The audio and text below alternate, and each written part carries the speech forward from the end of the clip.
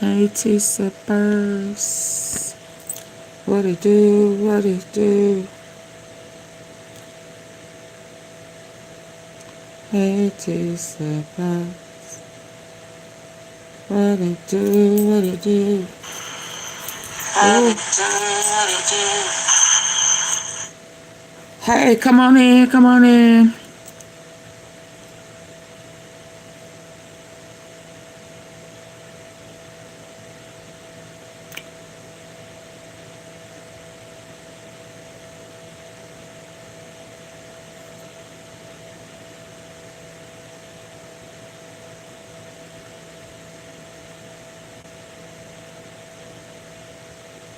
Let me see something.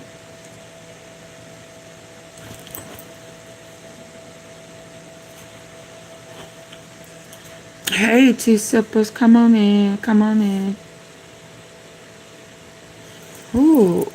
Thank you for everyone who shared me out. Thank you for the surprise support I received. I greatly appreciate it. I see you. I appreciate you.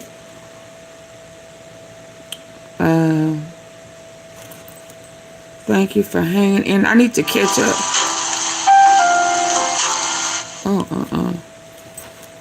I saw that Candace was back. It's her birthday. Trump tried to say some smart stuff to her. She going to talk about it. I'm along your plans to fire.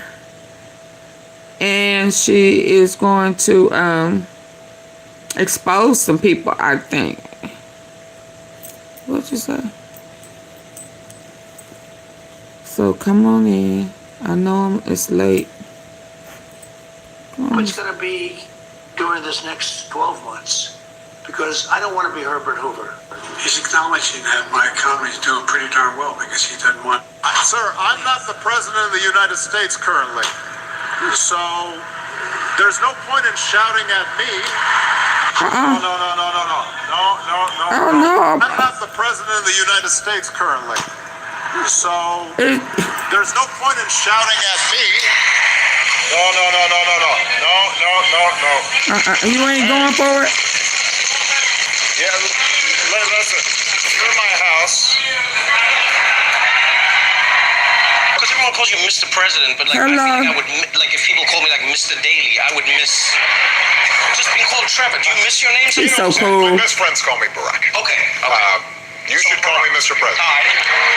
You said if you had a son, you would not let him play football. What makes you think that he would want to play football? What if he was a nerd like you? Do you think a woman like Michelle would marry a nerd? Why don't you ask her whether she thinks I'm a nerd? Okay? No, I'm not going to let her near you. Sir, I'm not the president of the United States currently. So there's no point in shouting at me. No. Get your together. I love it. I ate noodles, cereal. I ate noodles, cereal. Let's go.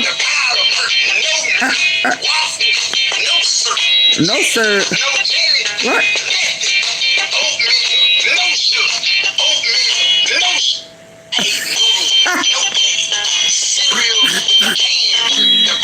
Look at him, girl. Boy, y'all, why they playing with finesse like this? What?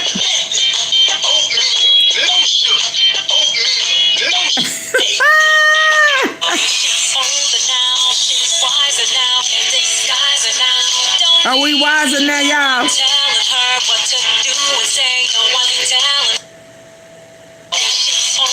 We older now. Some of that stuff we used to fall for, we just ain't falling for it no more. Hey, Crystal. Hey, me. Merk. Hey, Cynthia. Joe. Oh, I'm sorry. I'm just over here rolling up. I'm missing y'all. Ooh. Ooh. What?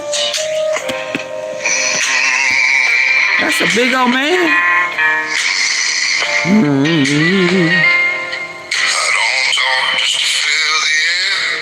What? I don't move just to prove I care. I don't scare when the sky turns black. What? I don't leave when What was all that moaning and stuff in the beginning?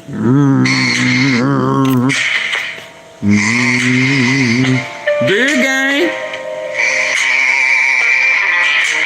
Let's go. 2, 1. Let's go. I don't talk just to feel the air. I don't move just to prove I care. I don't scare when the sky turns black. I don't leave when it pushes back. Let's go. I've seen strong men lose their ground, heard brave words fall apart out loud. Let's go. I don't shake when the walls give in. I get quiet and I dig in. When it gets heavy, when it gets loud, when everybody's running out, I don't run. You know what? I don't bend when I say. Okay, let's get started, y'all. I'm 6 minutes in. How we doing? Let's go. Listen, again, thank you. Chanel, where you at? Drop down if you in here. I forgot. Where Miss Tom? Miss Tom, I forgot to give some of these people back they sticks, they wrenches that had them. And some, a clown, a klepto, I heard, was trying to make fun because Chanel didn't have her wrench. Yeah, that's only because we had some technical difficulties with Mrs. Tom. And I took everybody's stick so that I could correct the problem. You understand? So Chanel, y'all, when Chanel pop in here, if she drop down, make sure y'all say, hey, Chanel, so I can see her and I can give her back her wrench. Hey, Anaya. Oh, yeah, I'm finna see what Candace is saying. She all over every place. I need to get my other tablet. I heard she had, she was crying. You know, boy, when we start having meltdowns, you know, and meltdowns are okay every time. Sometimes you have to express yourself, but she was doing too much. You understand? She was doing too much. Getting hired here, getting hired there, seeing her kids and all that type of stuff. And the math wasn't adding up. So I'm going to play, oh boy, let him talk. Where's my thing? Talk for a minute, get situated. I know it's a little late for some tea, but I've been having some things going on today. I went and got my nails done. My nail technician still was out. And it's been a minute, so I had to use her sister, baby. And, oh, y'all can't see. Yeah. I had to do what I had to do, so I went and got my nails done, and Scooter, and family, and, you know, coming off of that memorial. There's a lot going on. And Auntie Feet trying to hang on in there, baby. Ooh, ooh, ooh. But I got some love shown today. So I said, girl, you gotta get on up, you know, shake that shit off. Get up. Yeah, folk trying to scratch with me and I ain't even there, talking that crap, knowing I ain't there, knowing if I ain't responded and said nothing, knowing good and dang well I wasn't there. But carry on. Shout out to, again, to the people who shared me. Let's go. Let's hear what he got to say, because I got to cover some ground tonight before I get sleepy. I got my aged, what is it? What did I get? I'm starting along with my oregano, all of oregano. I just started, I think, last week. And now, y'all, my age, garlic extract, I'm on that now. Odorless, yeah, concentrate. They say it's supposed to do wonders. I really like my olive oregano.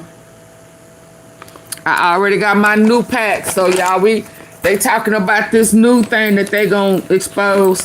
See, this down to the bottom, but I got my backup. I got my backup already in the cabinet.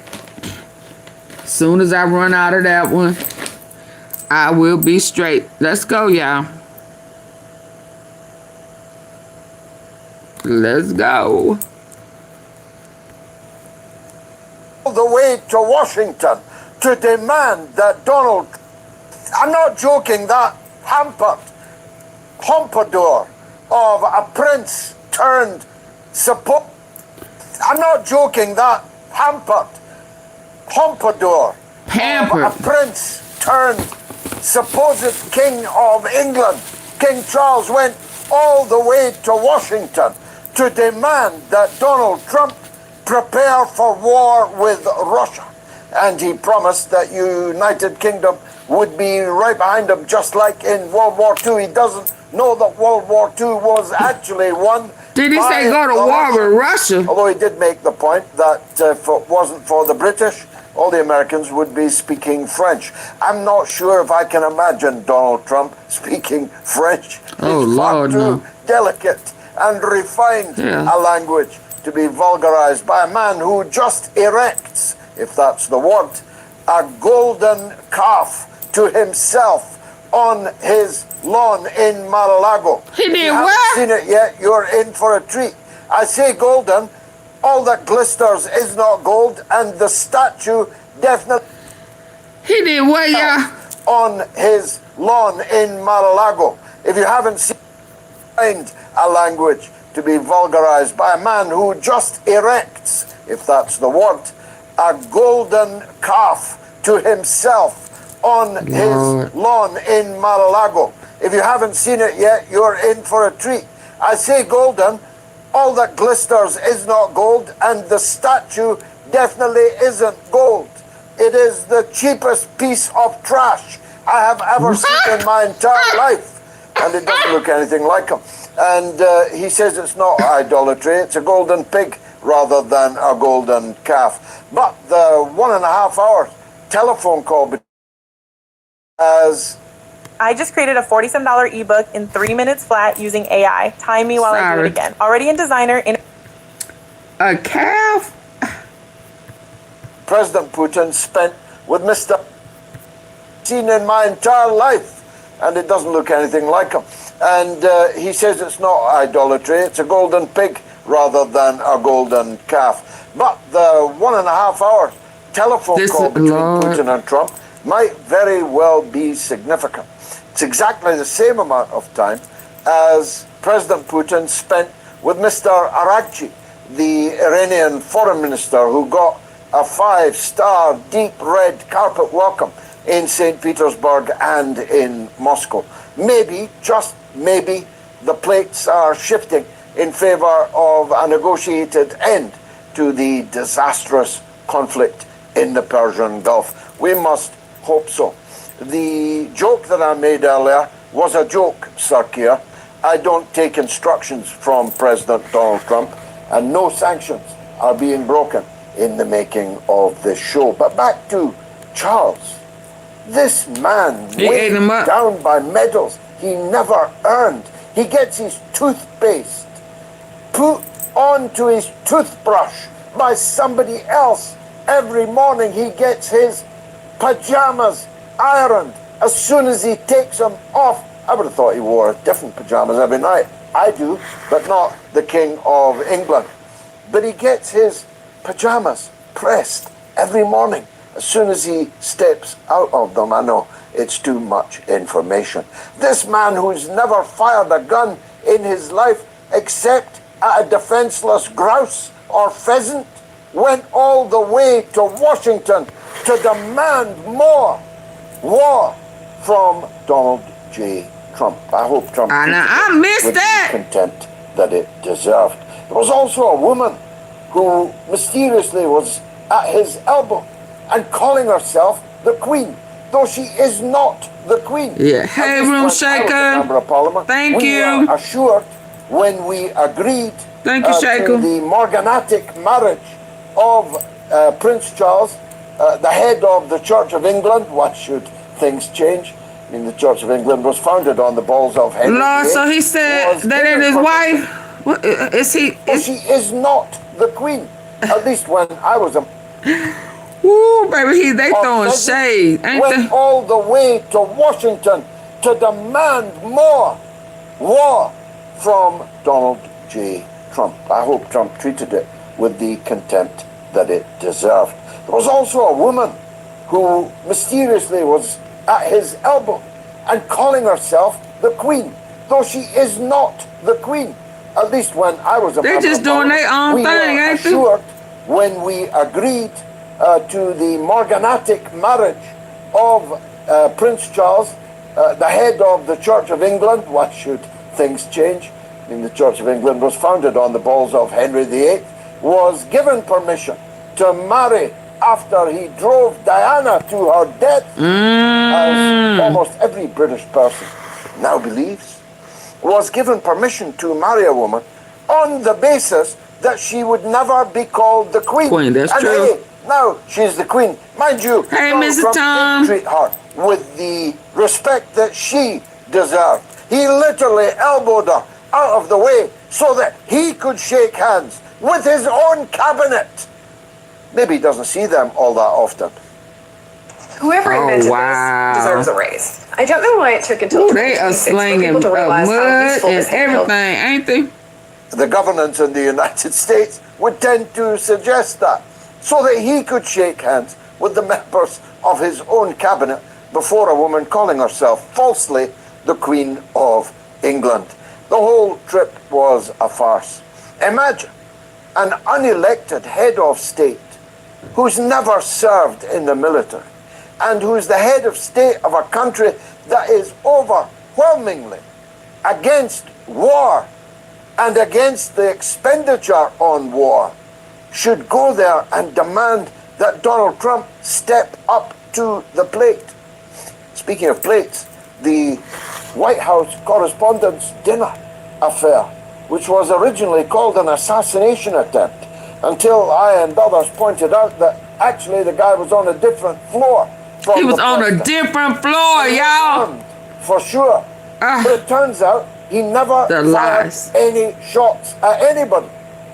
And therefore, he didn't try to assassinate anybody.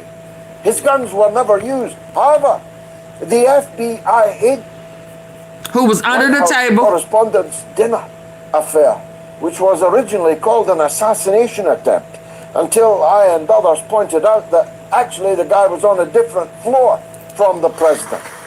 And he was armed, for sure. But it turns out he never fired any shots at anybody. And therefore, he didn't try to assassinate. Can y'all believe these lies? Participating from the sideline in the chat, still listening.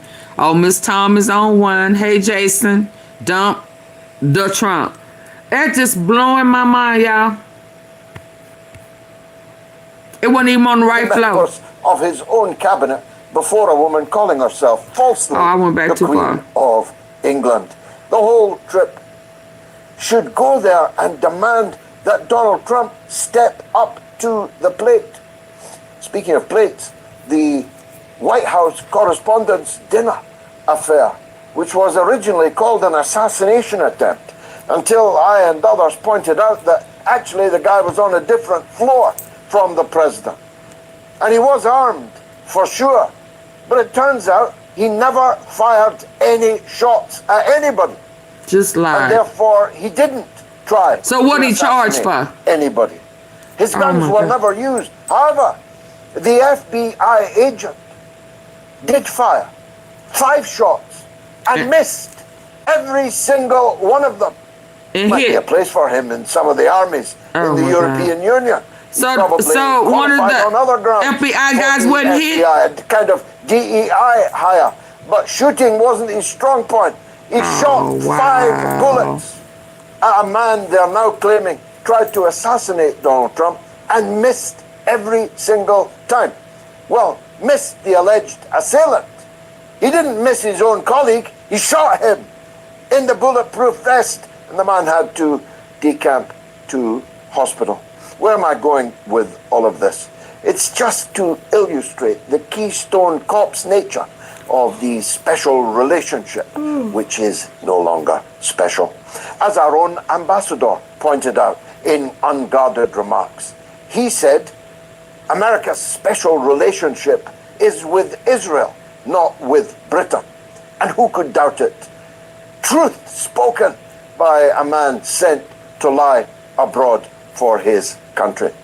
I've no idea who the new British ambassador to Washington is.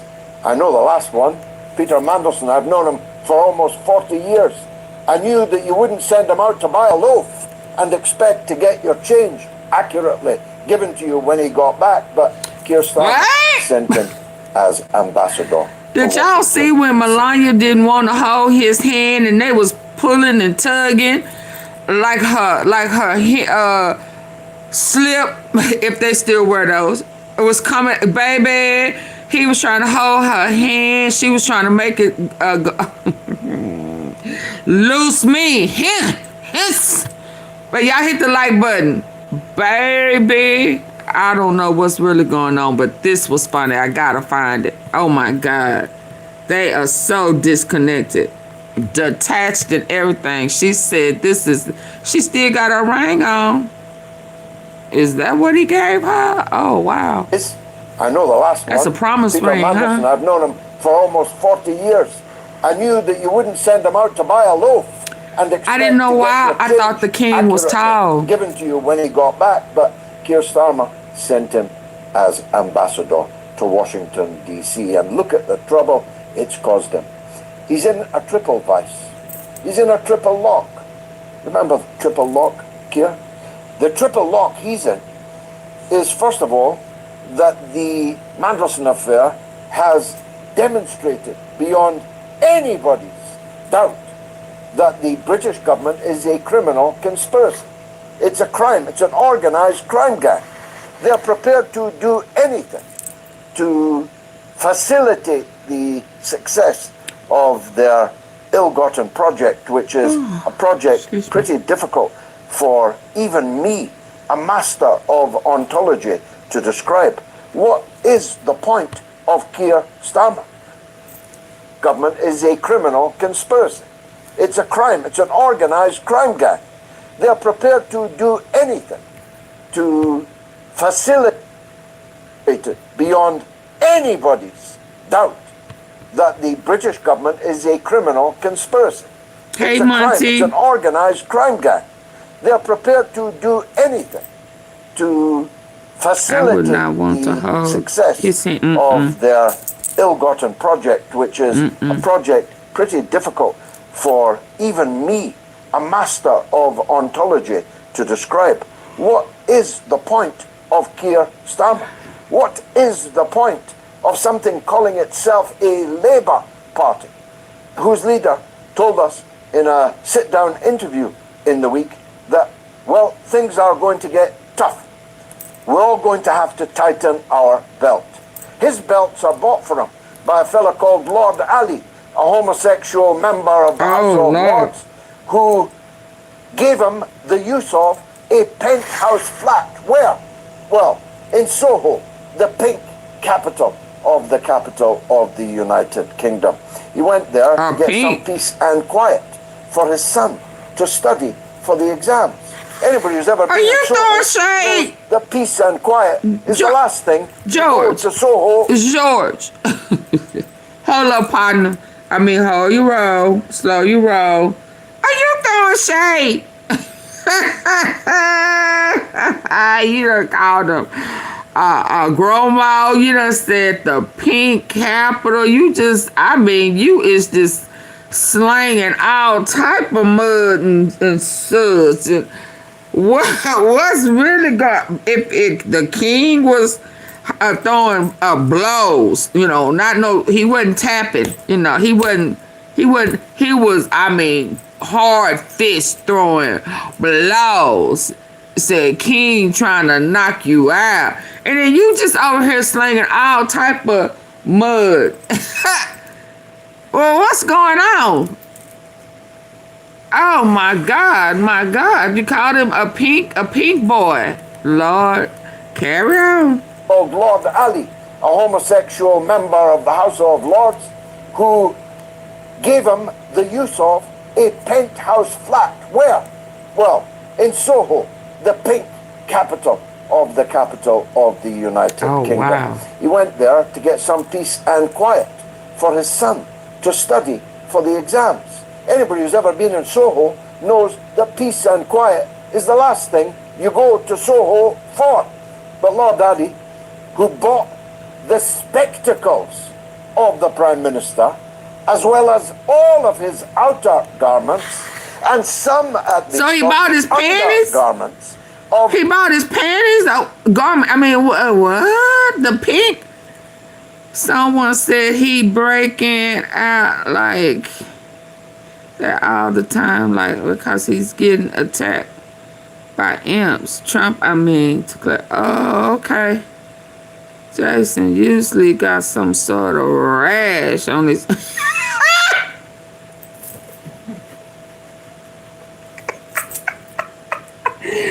Oh, is that why they want to shake his hand? They don't want the heebie-jeebies, the purple, the purple passion makeup covered hand, baby. I forgot about that. Thank you, Jason. He was like, oh, hell no. Hell, boy, you better keep your hand to yourself now. You got to dap him. You got to elbow dap.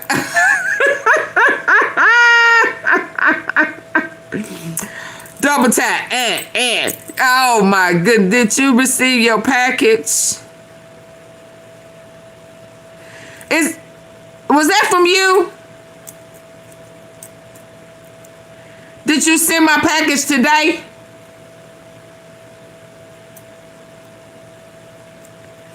Monday.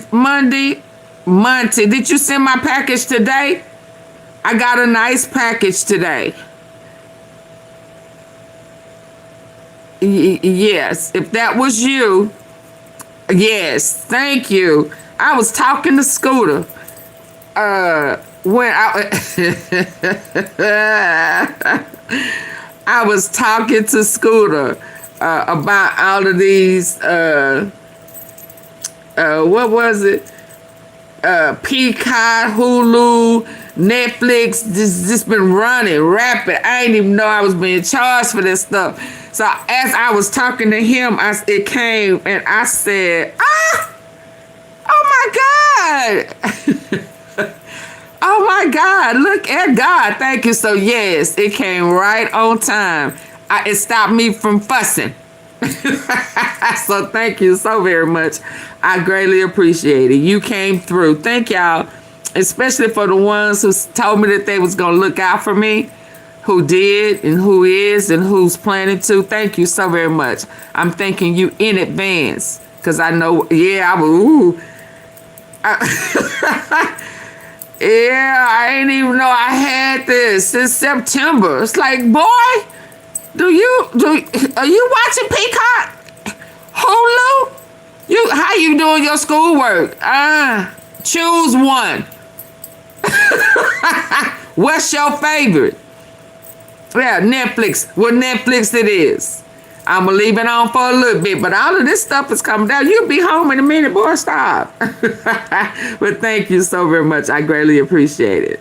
Let's go. Son, to study for the exams. Anybody who's ever been in Soho knows that peace and quiet is the last thing you go to Soho for. You go for hoes. Who bought the spectacles of the Prime Minister, as well as all of his outer garments, and some, at least, of the undergarments of Lady Starmer. Don't ask me, it's really too much information. I don't want to go there.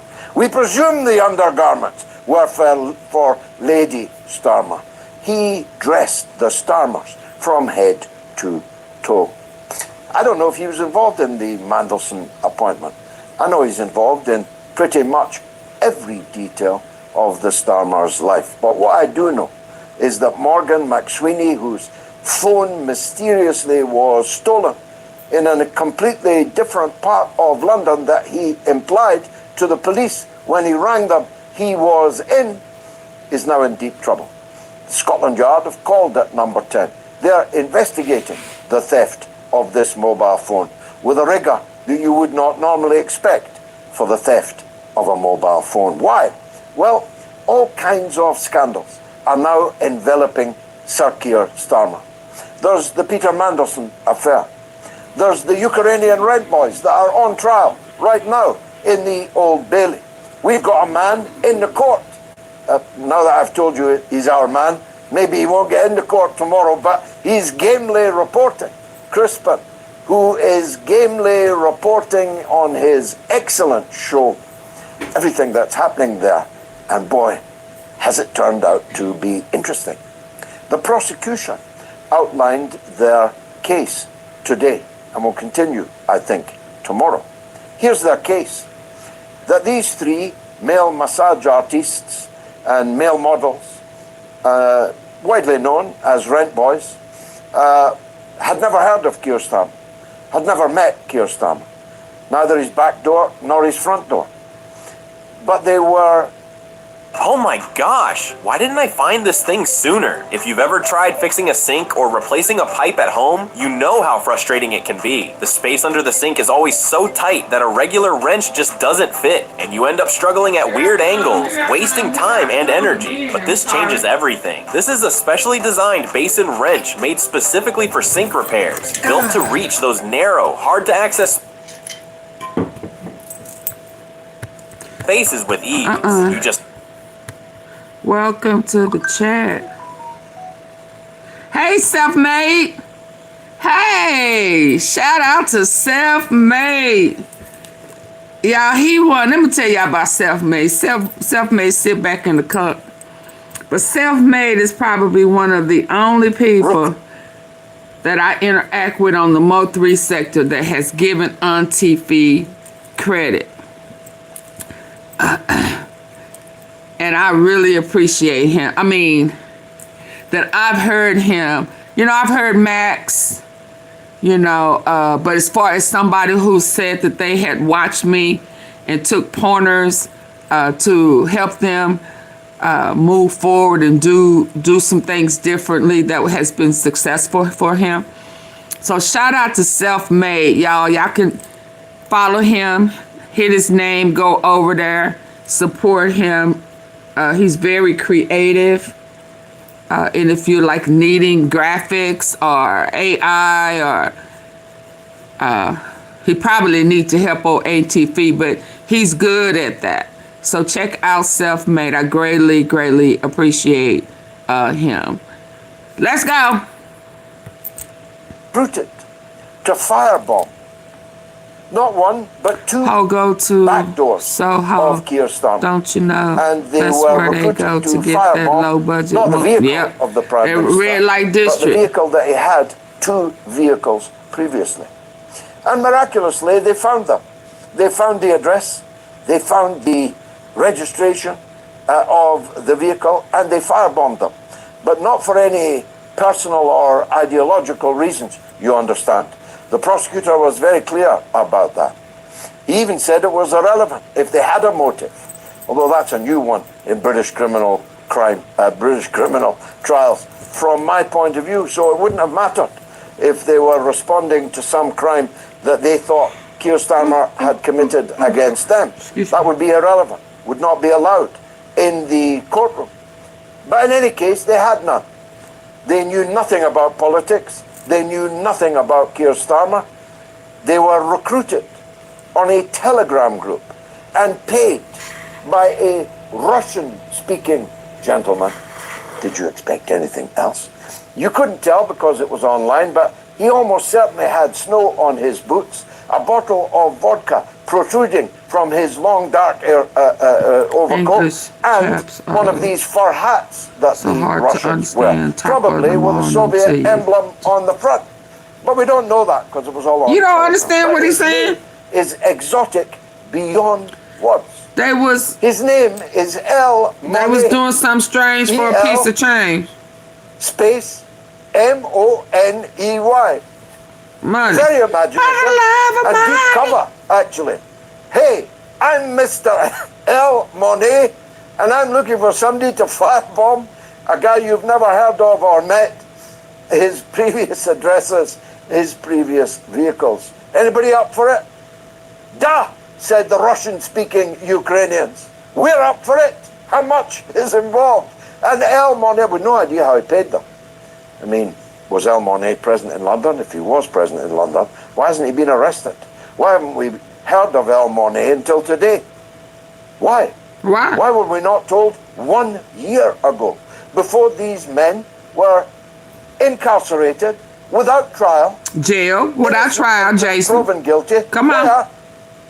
Here's the 5 things that you don't know about creatine, and brands do not want you to know about it. Creatine to get The you. best creatine mix. In Belmarsh prison with rapists, murderers, terrorists, and Julian Assange. I bet you understand that. Period of time. These men who have no political motivation at all, who are merely arsonists, were held in Belmarsh. Why? Anyway, they're now feeding a narrative that this was a Russian job.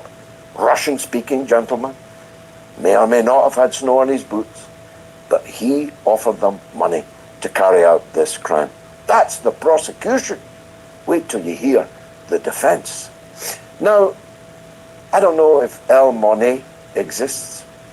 If El Monet exists, I'd very much like to know who he is, how he found 3 Ukrainian rent boys. 5 were arrested originally. 1 was freed without charge, and a 5th is, I think, still on bail. But the 3 hapless Ukrainian rent boys that stand accused of arsoning the Prime Minister have spent this hell of a time in Belmarsh jail, and they had no idea even whose back door they were burning. We'll be hearing from Crispin Flintoff, our intrepid court reporter, later in the show. He has sat through gamely all of these affairs on your behalf, so you don't have to read it in the other newspapers or watch it on the other television shows. Oh wait, not a single newspaper or a single television report has there been about this case involving the mysterious Russian-speaking Mr. El Monet. Let me push on because I've probably spent too much time talking. The Trump was on the phone with Putin. King Charles and so-called Queen Camilla, Peter Mandelson, Keir Starmer, they all swirl around in my head most of the time. But the big enchilada is almost certainly the gum tree. It's the only way I can put it. The gum tree that Donald Trump now finds himself up. He has moved the proverbial 10,000 men up to the top of the hill with Iran and cannot march them down again without facing widespread ridicule, but cannot do anything with them. What's he going to do? He doesn't have enough to invade Iran. Out of ammo. And yet, he has a navy so vast no that food. he keeps telling us it is the world's greatest armada. You know my view, navies are so very last century. Pretty soon, we won't be building navy ships at all. Except those not if you can't flush the toilet. The Iranians have got hundreds of that can jet ski out to the big ones that are besieging them and blow holes in them and sink them like the floating coffins that they are. Oh, wow. The nearest American warship to the Strait of Hormuz is 350 kilometers. Yet Trump claims he's blockading the Strait of Hormuz. Now, I'm no nautical genius. I've never even steered a rowing boat. But I know that if I had a rowing boat, I could sail a very big tanker out of the Straits of Hormuz, turn the corner, and the American Navy wouldn't even see it, never mind be in a position to interdict it. There is no blockade. The blockade is a figment of Donald Trump's imagination and a figment of the imagination of the stenographers who scribbled down every word he says and retail it a gray block of processed meat, kosher, as if it 5 carrots, small carrot sticks, just like the 10 Commandments that forbade as the number one For bait. commandment, the worshipping of false gods like Donald Trump. It is undoubtedly true, as President Putin just said, While they over after there the eating call with Grey with Donald Poupon. Trump, that he made a wise decision to effectively declare an open-ended ceasefire, so that will provide the space for negotiations. If you think about it, if the American demand is that the Straits of Hormuz should be opened, well, they were opened until Donald Trump began his war against Iran.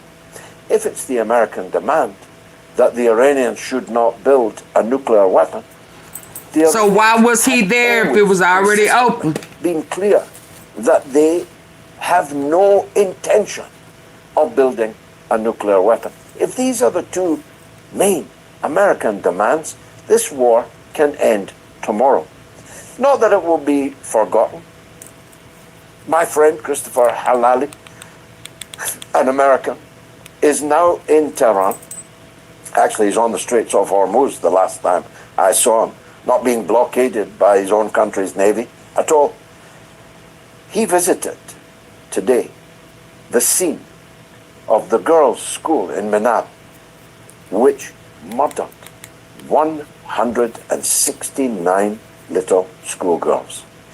Now, I don't know about you.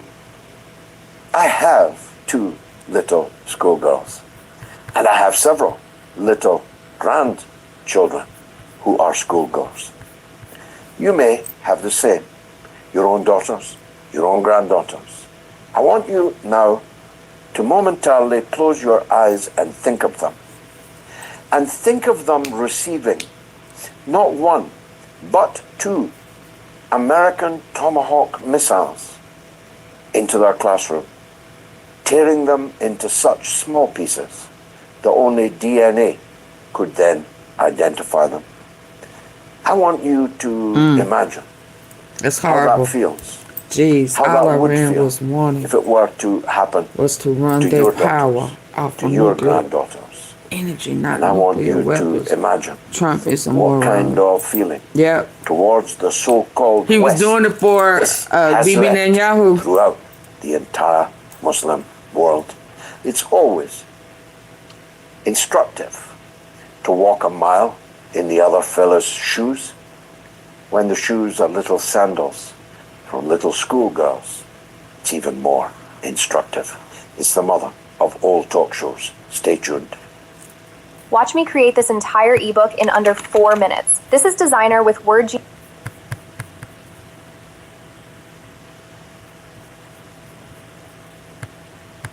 Genie AI that literally writes. Okay, let me see. What's next? What I got next? Trump is done. Secret tapes. Let me go over to my... Y'all need for y'all to hit the like button for me. Get the likes up.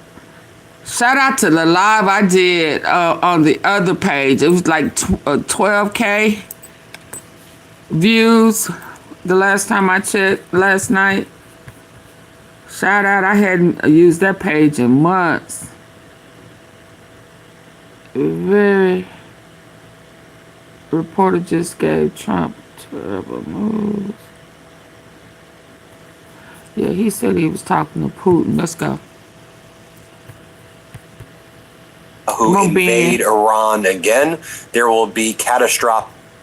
Donald Trump is crashing out in the Oval Office right now after it has been learned that Donald Trump and Vladimir Putin spoke for 90 minutes. And during that phone call, Vladimir Putin warned Donald Trump that if you and Netanyahu invade Iran again, there will be catastrophic consequences. Now, Donald Trump is in the Oval Office bashing NATO. He's 90 confusing minutes. That's what you was Iran talking with about, Monty. Ukraine and saying that the United States destroyed 159 ships of Ukraine. Let's go through what's happening piece by piece. Then we also heard from President Zelensky as well, and I'll share with you what he had to say. Powerful words indeed, where he goes after J.D. Vance and Donald Trump. So we learned through Russian media not through the White House at all, but through Russian media, that there was a phone call today between Donald Trump and Putin this morning. It lasted 90 minutes. And the content of the phone call was provided in a readout to TASS, which is the Russian media. Putin told Trump in a phone call that he foresees extremely harmful consequences if the U.S. and Israel attack Iran again, calling any ground operation or invasion extremely dangerous and unacceptable. Now, this followed Donald Trump having a phone call with Barack Ravid at Axios, who's basically Donald Trump's stenographer and chief propagandist, other than, of course, Trump's in-house propagandist, Caroline Leavitt. And Donald Trump told Barack Ravid earlier this morning during a 15-minute call that CENTCOM has a plan for a short resumption of strikes to include on Iranian infrastructure, with the goal of bringing Iran back to the negotiating table through another short-term opening of hostilities again. Donald Trump told Axios he will keep the naval blockade in place as well. As Ryan Grimm explains, Trump very publicly has said that he thought his initial strikes would last only a few days and the regime would fall, or he'd get negotiating leverage. He expressed extreme surprise when that didn't happen. Being wrong then is one thing. Doing the exact same thing again 2 months later and still thinking the same thing is so monumentally stupid, I can't even get my head around it. Iran has said if the U.S. attacks again, they're going to go bananas on us and our allies. Does Trump even know they promised that? And also, over the weekend, Donald Trump promised that the Iranian oil pipelines were going to explode today based on all of the pressure within the pipelines caused by the naval blockade. Meanwhile, Russia's envoy to the United States, one of their top ambassadors, a guy by the name of Kirill Dmitriev, he's just mocking the United States right now on his social media post. He writes, just in, President Putin and President Trump held constructive phone calls, also discussing potential U.S.-Russia economic and energy cooperation. So that's what Donald Trump was focused on while attacking NATO, while potentially resuming the open hostilities in Iran, while we now have our markets tanking as a result of Donald Trump's conduct. Donald Trump talking about economic cooperation with Putin, while Putin warning Donald Trump, don't you dare do any more ground invasions. The results will be catastrophic. And Trump's like, yes, sir, yes, sir. Sir, yes, sir. We're going to just keep our naval blockade. The naval blockade is genius. Now, going to the Oval Office, so Trump has that call with Putin, then all of Putin's attacks on Ukraine and Donald Trump and Putin plotting against Ukraine, that's on Donald Trump's mind. So when Trump holds this Oval Office press conference, where I think the purpose of it was to trot out the heroic astronauts and use them as props behind him, as Donald Trump does with like sports teams, in order to spread Donald Trump's propaganda and fascism, Donald Trump confuses Ukraine with Iran and says that he thinks that Ukraine has been militarily defeated and they had only 159 ships that are all at the bottom of the sea. Here, play this clip.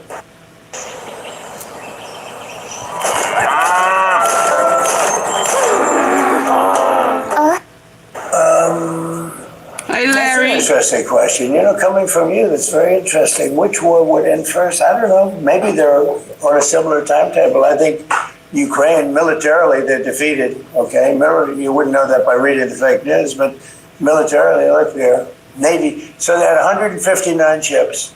Every ship is right now underwater. Typically, that's pretty good. What do you think, Jared? I mean, it should be hard for them to make a naval comeback. Okay, now they have an Air Force.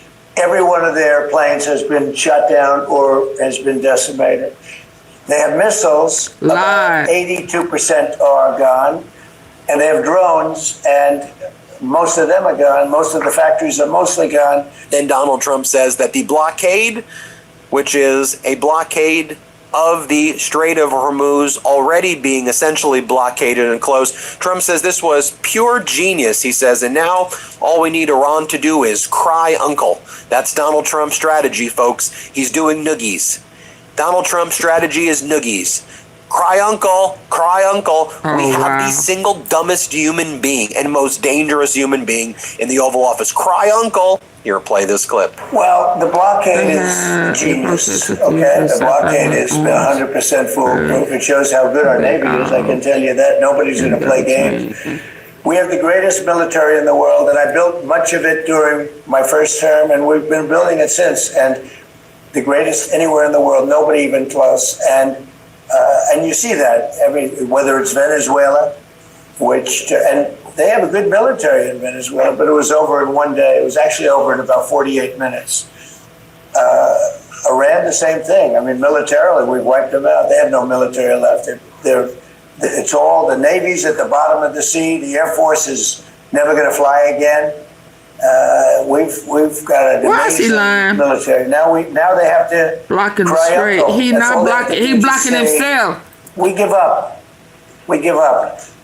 And then throughout this Oval Office press conference, this disaster, after Donald Trump spoke with Putin for 90 minutes and got that warning from Putin, Donald Trump starts saying, King Charles told me that he would have helped me in the Strait of Hormuz, but it was just that pesky NATO. So Trump attacks NATO as a paper tiger, and then once again he confuses Iran with Ukraine, and he's like, NATO would not help us on Ukraine. We needed help there, and NATO didn't do anything. What are you talking about? Here, play this clip. Well, you have to understand, my thinking is, I think, exactly correct, but I was very disappointed with the fact that when we called on them to give us a little hand, we didn't need it. I actually did it just to see whether or not they'd be there. When we called on NATO to give us a hand with Ukraine, and in particular, the most recent, we asked them to do certain things on Ukraine, and we also wanted them to do things with Iran. And on Ukraine, they're very much involved, but they didn't do things the way we would like to see it. It's been going on for a long time. And on Iran, they weren't there. As you know it better than anybody. They weren't there. The king is fantastic. We spent a lot of time together. We had a lot of talk. We talked about this also. And he loves his country, and he's a great king, and he's a great friend of mine. And I think if he were doing that, if that were up to him, he would have probably helped us with Iran. He would have followed the suggestions we made with respect to Ukraine, because, we have some disagreements on Ukraine. Listen up, because this is the massive opportunity you have been waiting for to grab a real bargain. We are talking about Then Donald Trump is like, yeah, we had to go after James Comey, former FBI director, because when he said 86, that's a mob term. You ever watch the movies?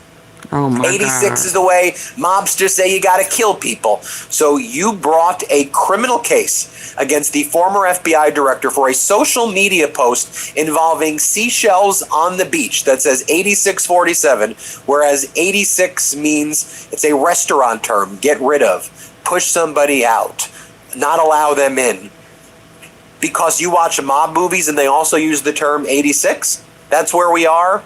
Maybe just go back to the noogies, Donald. Here, play this clip. I don't know how busy you were this morning. James Comey was in court. He self-surrendered. He's now been charged a second time, this time over a social media post with seashells that said 8647. Do you really think that he was endangering your life or threatening your life with that? Well, if anybody knows anything about crime, they know 86. You know what 86 is? A mob term for kill him. You ever see the movies? 86 him. The mobster says to one of his wonderful associates, 86 him. That means kill him. It's, I think of it as a mob term. I don't know, people think of it as something having to do with disappearing, but the mob uses that term to say when they want to kill somebody, they say, oh, wow. 86, the son of a gun. I'm trying to keep the language nice and clear. They don't use that term, son of a gun. He's so full of it. Term. But that's a mob term for kill him. Yeah. But do you really think you're right? Then Donald Trump says that he believes that he could... Did you say 86 when you asked that limo driver, could he take care of that little girl that you had brutally raped? That just so happened that the limousine driver knew the girl? Huh? Did you say, do you 86? Or did you ask him, do you take care of things like that? why he overheard you confess to Jeffrey when he called you and asked you about that girl, Dusty. Mm-hmm. Oh, yeah, you don't want to talk about that. That ain't what we on. Oh, okay. Yeah, because you made it seem like that was the going thing. But that ain't what you asked that man, that limo driver. Yeah. You thought we Want to forgot? kill somebody, they say, Nope. 86, the son of a gun. I'm trying to keep the language nice and clear. They don't use that term, son of a gun. They use another term. But that's a mob term for killing. Way up under the prison. Then Donald Trump says that he believes that he could be an astronaut because of what great physical shape he is. And I saw somebody say, you know, maybe 10 years ago when Trump would behave this way, to some people it would be endearing. But knowing that Donald Trump is actually a psychopath who truly believes that he could be an astronaut right now and that he's actually in good physical health makes this both depressing and psychotic. Here, play this clip. Ask, but we're very proud of these people. They have unbelievable courage, unbelievable. A lot of other things too, by the way. To get in there, you have to be very smart. You have to do a lot of things physically good. So I would have had no trouble making it. I'm physically very, very good. Maybe a little bit of a problem. I don't know. I'm sure we'll have to try it sometime. Is a president allowed to go up in one of these missions? We can get working on that, Mr. We have no problem, right? We'll launch more rockets. The opportunity. We'll have to try it. And then Donald Trump turns to Jared Isaacman, who's got really big ears, just objectively.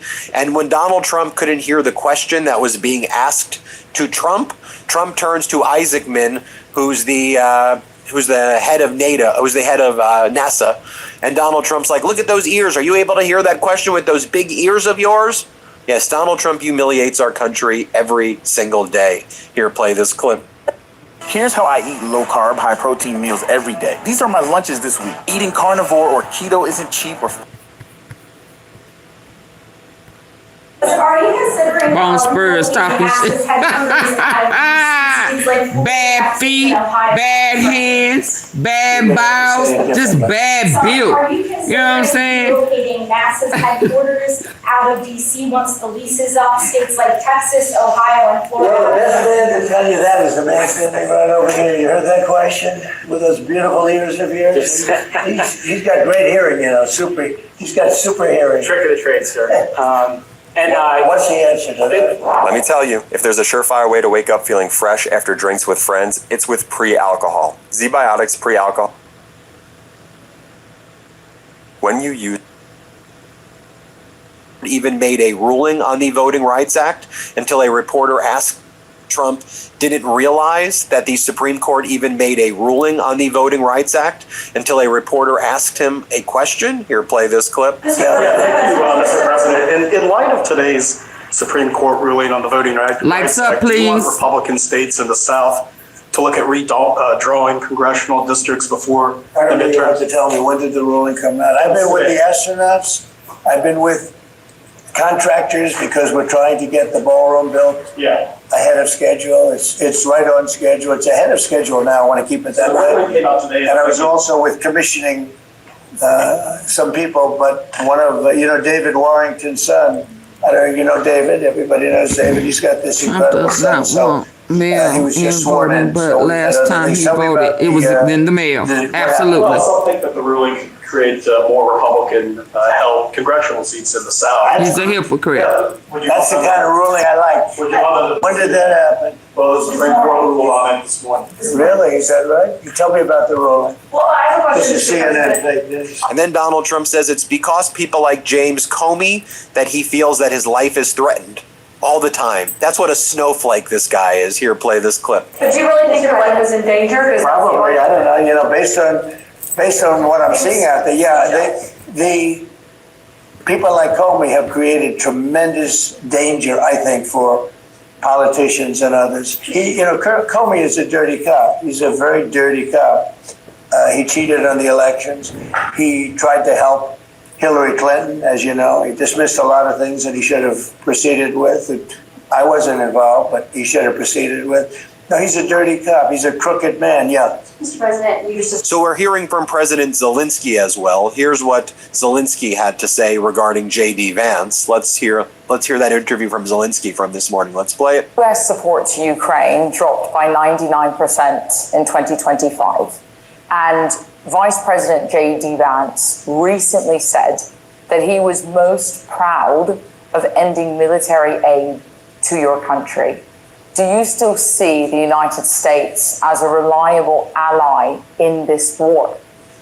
I think that our union between the United States and Ukraine is the quickest way how to make the strongest forces in the world. We have to strengthen each other, not to find a way how to stop support or not to stop support. So big investment from the United States and Europeans at the very beginning of the war helped us technologically increase and be unique now, one of the strongest armies, technologically strongest armies in the world. So take this experience. I'm not agree with the Vice President. We are open and we are not enemies.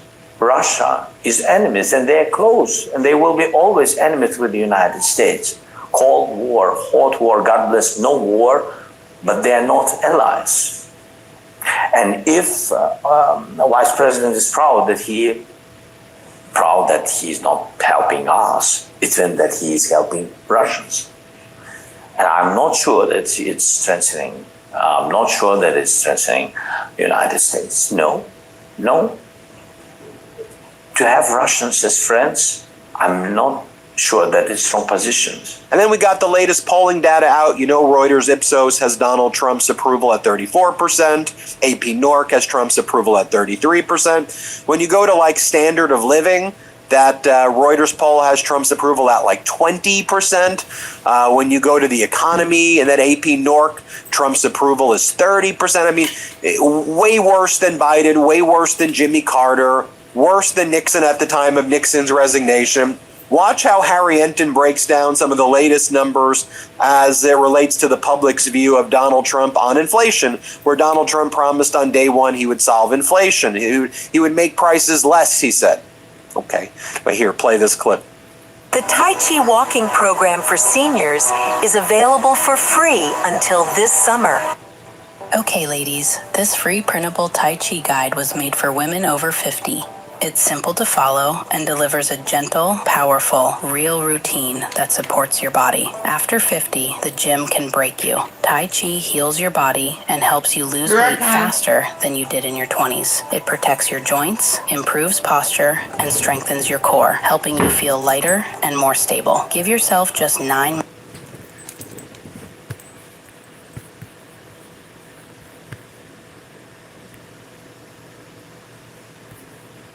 Yeah, it is.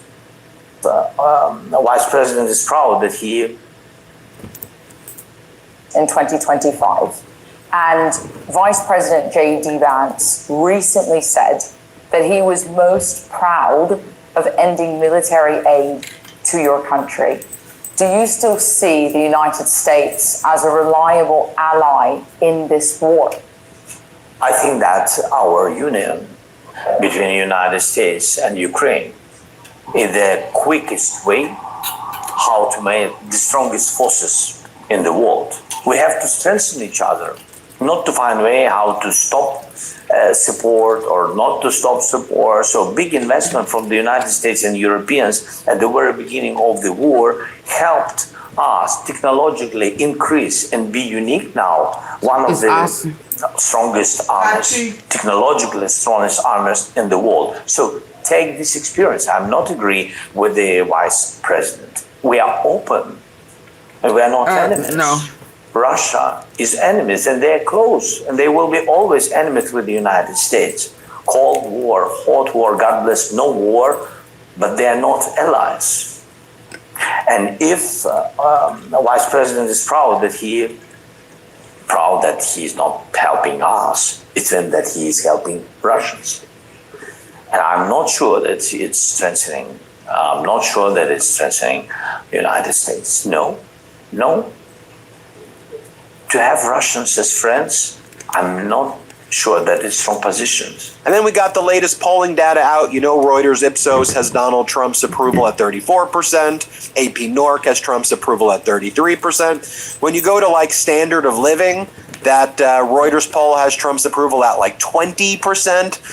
When you go to the economy and that AP Norc, Trump's approval is 30%. I mean, way worse than Biden, way worse than Jimmy Carter, worse than Nixon at the time of Nixon's resignation.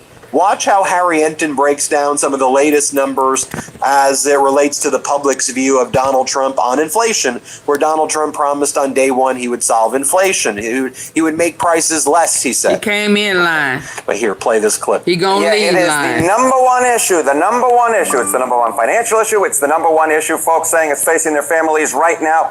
And Donald John Trump is in the worst position he has ever been on inflation. And more than that, these are the worst numbers I've ever seen for any president. I mean, just look at this. Look at this. According to Ipsos, look at this net approval rating on inflation. We got the latest poll out. He's 49 points underwater. That means that 49% more of the public disapprove than approve of the job he's doing. I went back. You remember Joe Biden?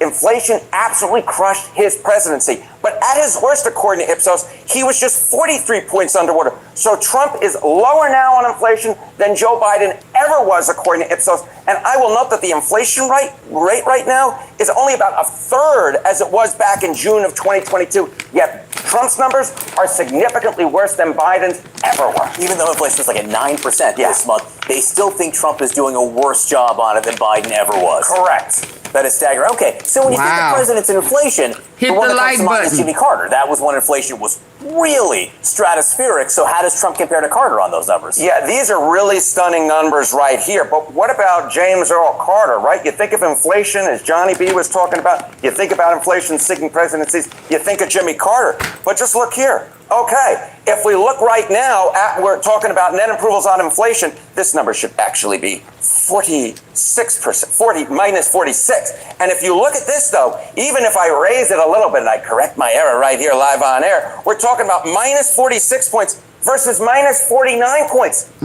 Donald Trump is in worse position on inflation than Jimmy Carter was, when, of course, Carter then got blown out by Ronald Reagan back in 1980.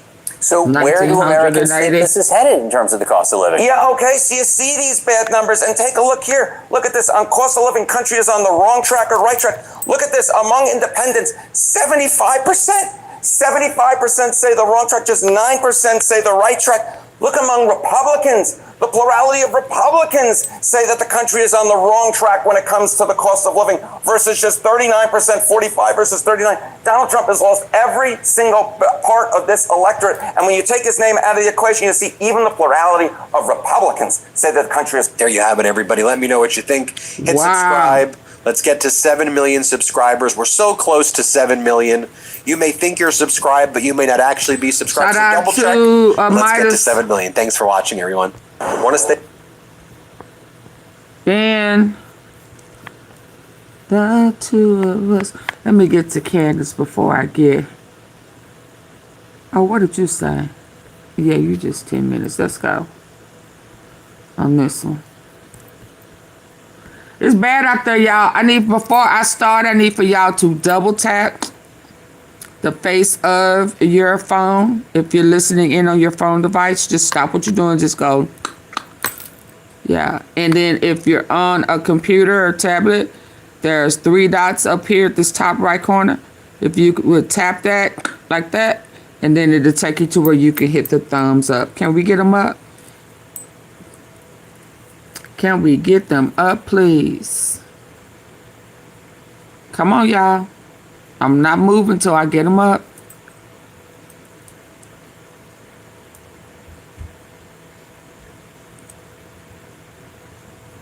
Yeah, I'm counting. Only 3 people have tap. It's free. Ain't gonna cost you nothing. Hit right here. Just go doo-doo. And you should see a thumbs up come up on your screen.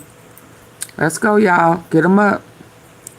New York immediately saying she's going to get a redistricting plan going in the state of New York to protect voting integrity in New York State. We're also going to be joined by Chairman Adam Smith. That's a year early. When the Democrats win the House of Representatives, he will be. He will be the chairman of the House Armed Services Committee, where that Pete Hegseth hearing took place today. Yeah, I don't know. You're talking too slow. Hold on. Senator Sheldon Whitehouse is also joining us tonight on that. That indictment based on seashells, I don't want to hear that. The scary seashells on North Carolina beaches. That's going to be. At 38, I was a size 6. At 44, I'm a size 14. Same diet, same lifestyle. Last night at a state dinner at the White House, Donald Trump made it clear that he didn't understand what his guest of honor had said earlier in the day. He didn't understand. A joint session of Congress. I want to congratulate Charles on having made a fantastic he didn't understand in Congress. He got the Democrats to stand. I've never been able to do that. I couldn't believe it. I couldn't believe it. They liked him more than they've ever liked any Republican or Democrat, actually. I was a little surprised by that too yesterday, because as we showed you on this program last night, Republicans gave the King of England repeated standing ovations for delivering a round of applause, standing ovation. Every point was identical to a Joe Biden State of the Union address, stressing unyielding support for NATO, unlimited support for Ukraine, fighting for liberty against the Russian dictator Vladimir Putin, and an international cooperative effort to save the polar ice caps I can't believe in by trying to avert climate change, which Donald Trump says is a hoax. The King was at it again last night at the White House, Hi, Raquel. trying to teach Donald Trump the importance of preserving I came in here to like NATO and defending Ukraine. War crimes aren't covered under presidential immunity. The first president I had the honor of meeting at the age of 10 in 1959 when he came to Balmoral was President Eisenhower, who had served as Supreme Commander of the Allied Expeditionary Forces during World War II at a most critical time in the darkest days of the 20th century. American leadership helped rebuild a shattered continent, playing a decisive role as a defender of freedom in Europe. We and I shall never forget that, not least as freedom is again under attack following Russia's invasion of Ukraine. Today, our partnerships in NATO and AUKUS deepen our technological and military cooperation and ensure that together we can meet the challenges of an increasingly complex and contested world. The King never used the word Iran in either of his speeches yesterday, but he closed his speech last night with a clear enough reference to Donald Trump's war by using Shakespeare's words to deliver a plea for peace. At this time, when the search for peace in the world is more critical than ever, I can only turn to Shakespeare's genius to remind us of the plea for peace. It was deep, Monty. By the Duke of Burgundy at the conclusion of Henry. He came in spanking tail. My speech entreats that I may know why gentle peace should not bless us with her former qualities. When the Pope says things like that, Donald Trump accuses the Pope of wanting Iran to have a nuclear weapon. When a man bearing what Donald Trump considers the fanciest title in the world and the fanciest accent says it, Donald Trump applauds. Donald Trump now has a tell, and it's a big one, and the Iranian leadership knows it. Donald Trump's tell is that when he says, no more Mr. Nice Guy, he doesn't mean it. We all know he's never been a nice guy, so he doesn't mean it in any literal sense. No one thinks that. But he uses what he thinks is a good Hollywood screenwriter, tough guy, line when he says, no more Mr. Nice Guy, as a threat in tweets that promise to bomb Iran if Iran doesn't immediately agree to a deal with Donald Trump. 10 days ago, Donald Trump tweeted, no more Mr. Nice Guy, saying that if Iran didn't take a deal from Donald Trump that he was offering them, that he would, quote, that the United States would, quote, is going to knock out every single power plant and every single bridge in Iran. No more Mr. Nice Guy. Iran did not respond to that threat of Donald Trump committing war crimes in any way. And big surprise, Donald Trump did nothing. Donald Trump didn't blow up anything.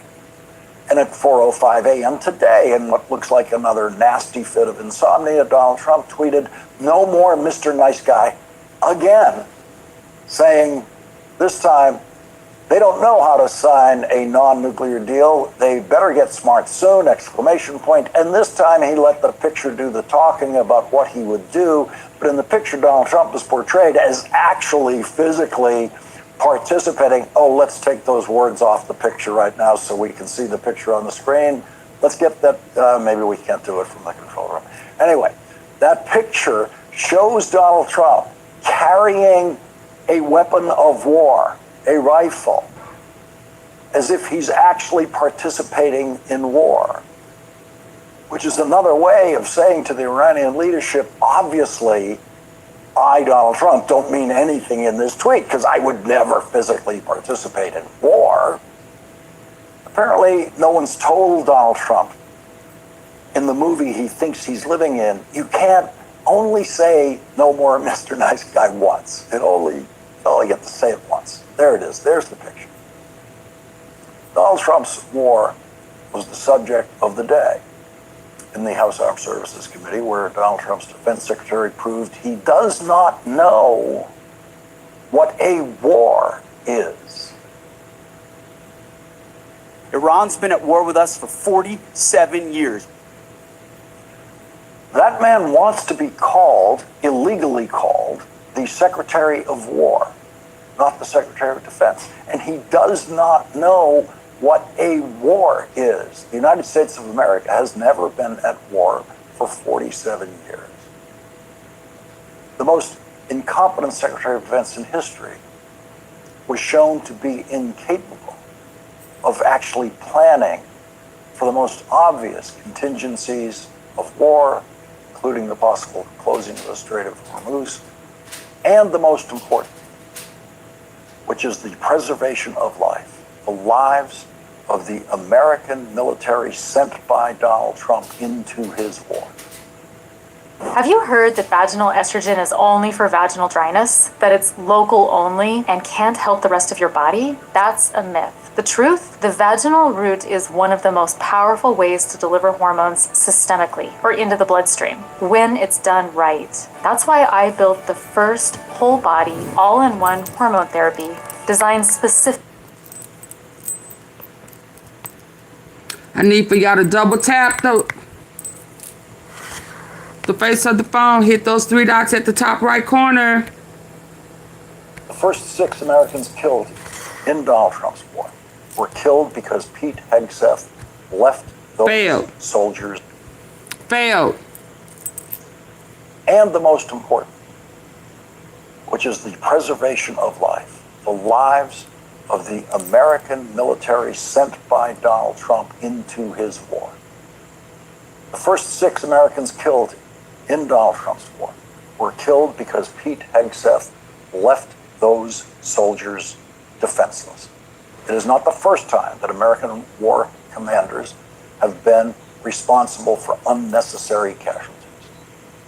A commission studying the Japanese attack on Pearl Harbor in World War II found that the admiral and general in command of that American military base in Hawaii were gravely at fault in leaving the thousands of Americans who were stationed there and who were killed there that day virtually defenseless and an attack that the American commanders should have been ready for.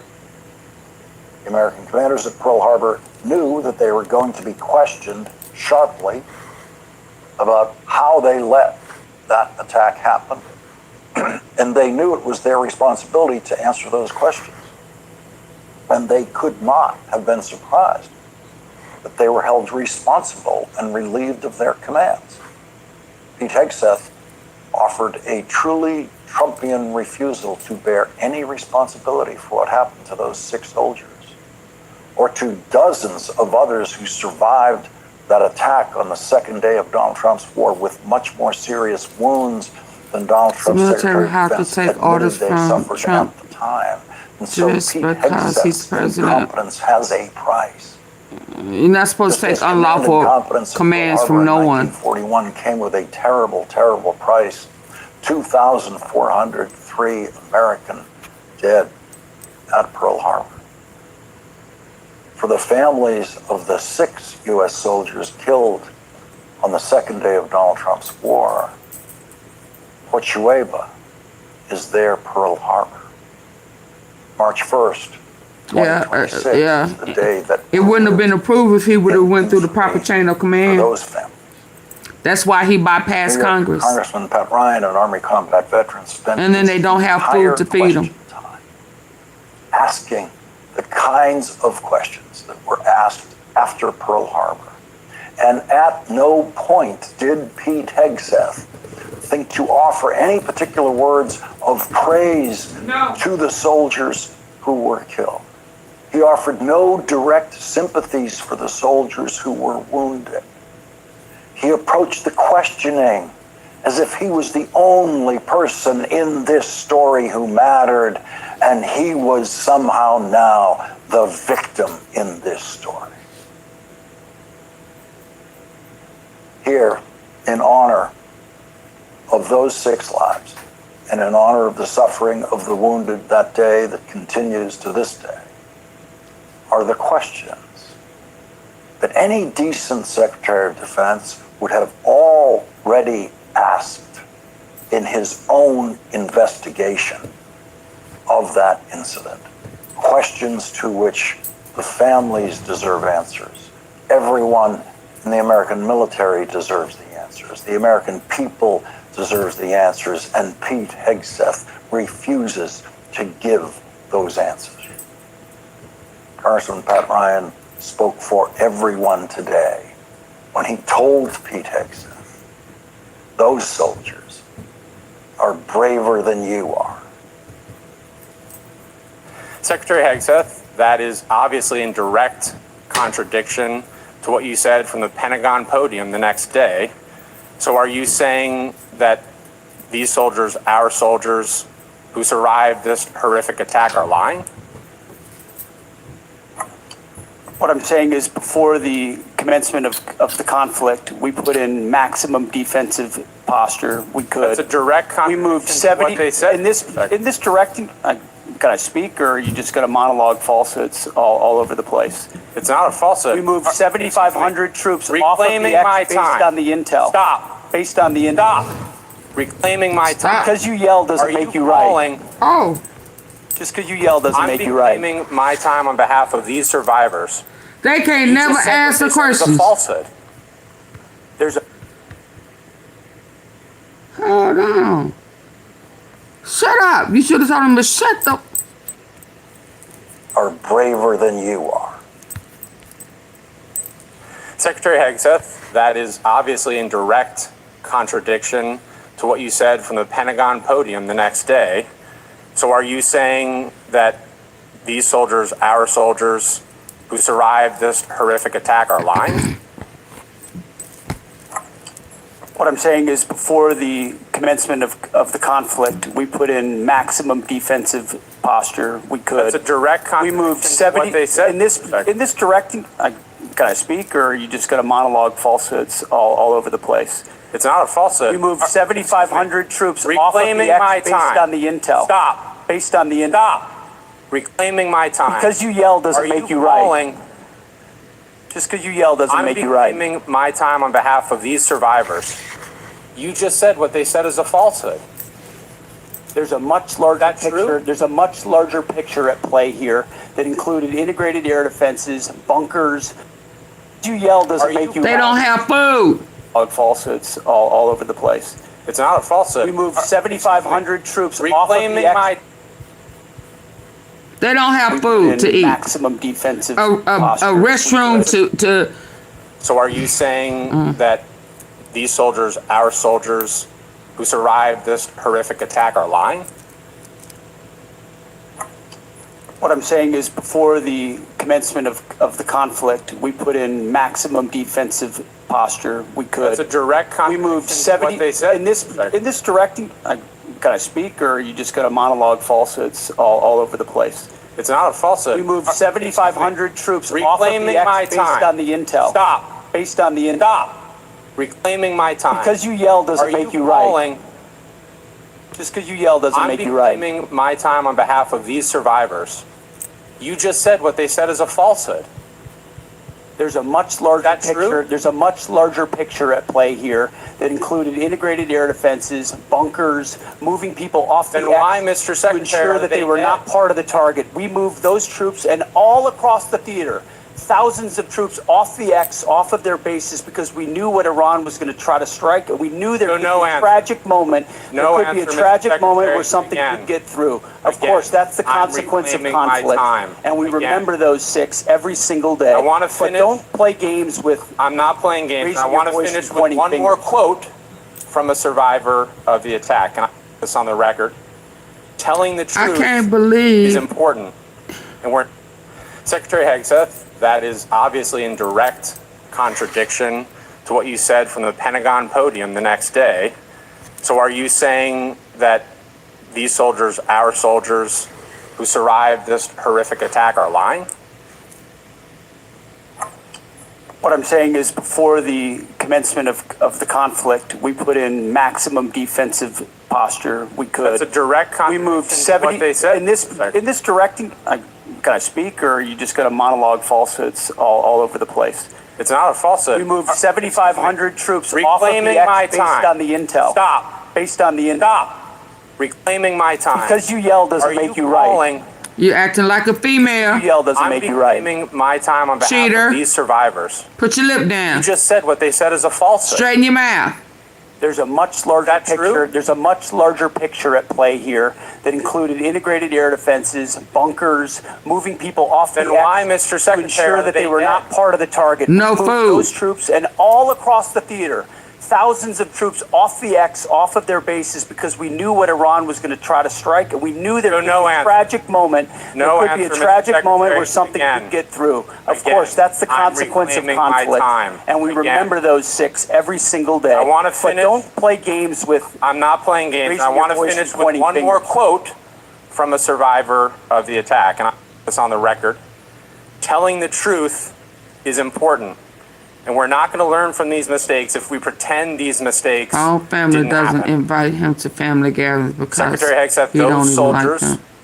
told the truth. Those soldiers are braver Than you. are. I commend They are asking for accountability. They deserve accountability, and I'm asking for the same, starting with you. And as I said a year ago, you need to resign immediately. I commend those And I soldiers. yield back.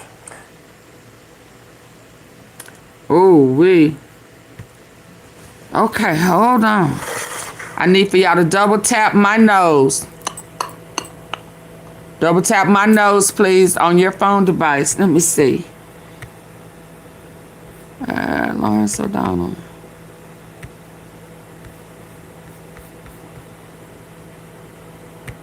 Let's go, Candace. I've been in. They can't hit the like button, so.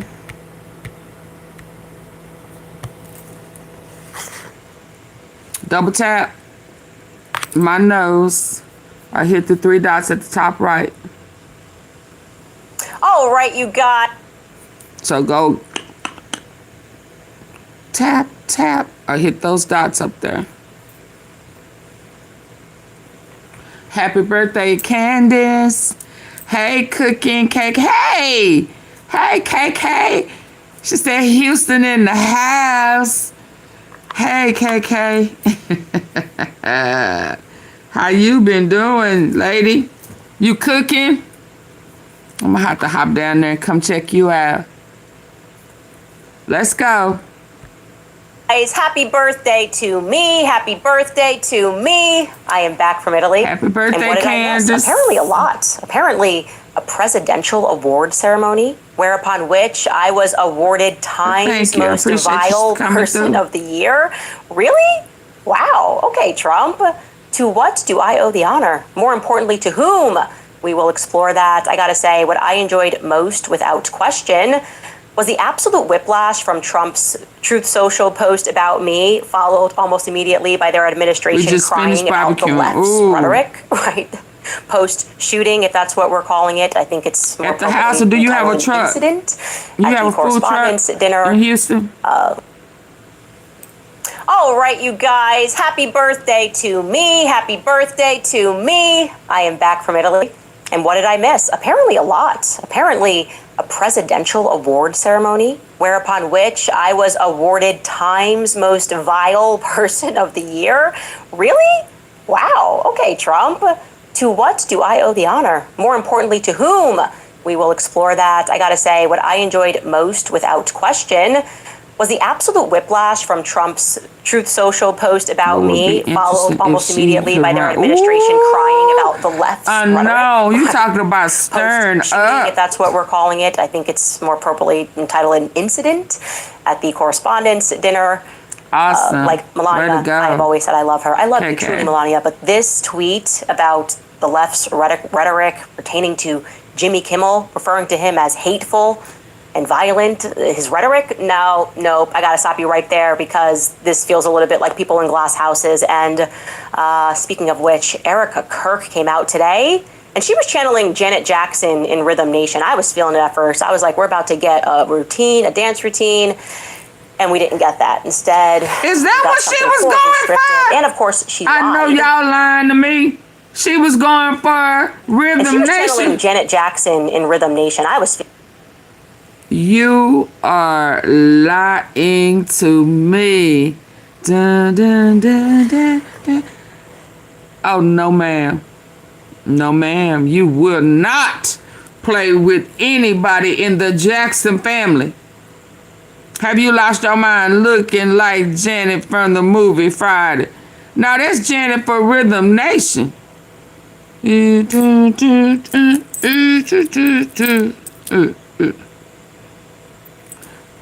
And then look at her. Epic fail. You are not Janet Jackson. How dare you? Let's go. Feeling it at first. I was like, we're about to get a dance routine, full and violent. His rhetoric, nope, I gotta stop you right there, because this feels a little bit like people in glass houses. And speaking of which, Erika Kirk came out today, and she was channeling Janet Jackson in Rhythm Nation. I was feeling it at first. I was like, we're about to get a dance routine, and we didn't get that. Instead, we got something horribly scripted. And of course, she lied in my name and on my birthday. Shame on you, Erika. Shame on you. Welcome back to Candace. Are you pregnant, sailor?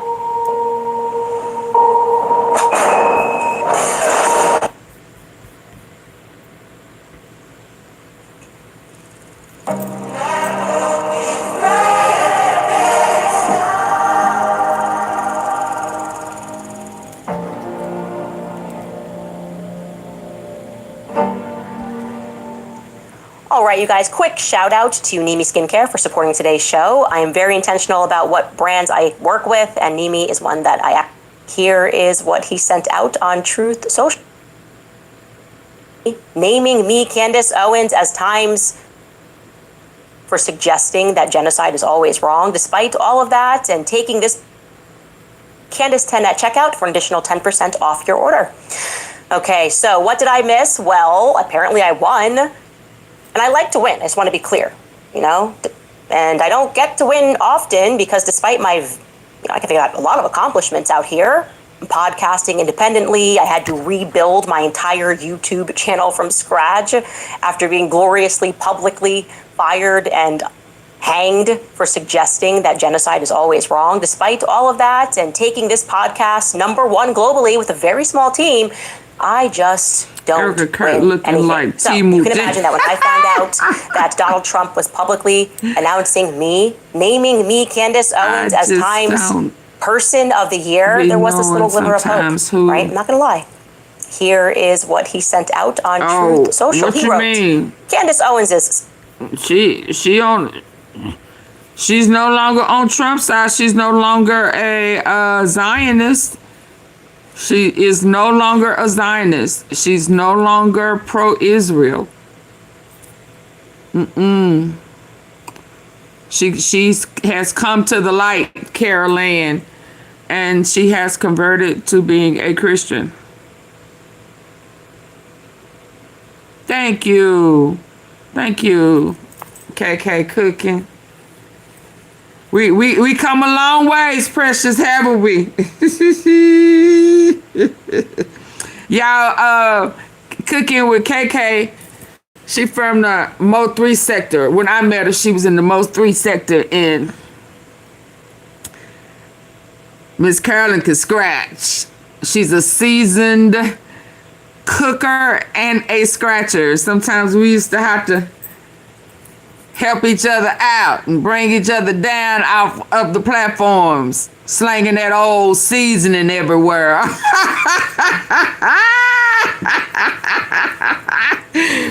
So shout out to Miss Carolyn, man.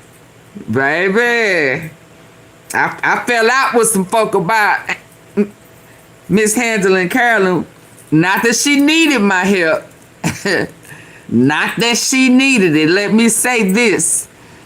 She didn't need it, but I gave it to her anyway. Hey, y'all design. Yes, we did. But woo. Y'all, let me get back to this, baby, because we can laugh about it. Can't we, Miss Carolyn? So, yeah, now she has turned her life around in her belief. She's no longer MAGA. She's no longer supporting Donald Trump. That's why he's going at her.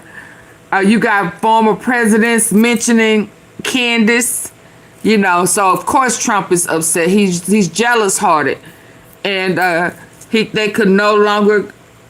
What is that? What they used to say back with Malcolm X. I can't think of the word that they used back when they used to try to pull the wool over our eyes. Yeah, they can't do that no more. And she's vocal about it, and she's against genocide. She's against what Israel's doing, so that's the side she's on right now. Now, she still may be a Republican, but right now she says she's not nothing until they bamboozled. That's it. Yeah, she's no longer bamboozled. So that's the side she on right now.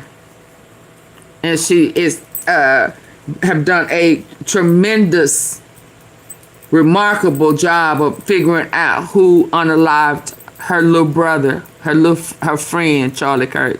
So shout out to her. She's exposing, and in her exposery, is leading all to the Epstein files. I be trying to tell y'all sometimes it's all full circle, baby. We just didn't know how big the circle was. That's just the best way to describe it. Let's go. My entire YouTube channel from scratch after being gloriously publicly fired and hanged for suggesting that genocide is always wrong. Despite all of that and taking this podcast #1 globally with a very small team, I just don't win anything. So you can imagine that when I found out that Donald Trump was publicly announcing me, trying to humiliate her, Candace Owens, as Time's Person of the Year, there was this little glimmer of hope, right? I'm not gonna lie. Here is what he sent out on Truth Social. He wrote, Candace Owens' stock, which was never very high, has fallen a long way. Her attack on the First Lady of France is despicable. I believe in this case, without verification, she is an extremely low IQ individual. Look at that photo. Ouch. Yikes. I'm not looking. Wow. Try to humiliate Candace Owens for exposing him as a PDFer.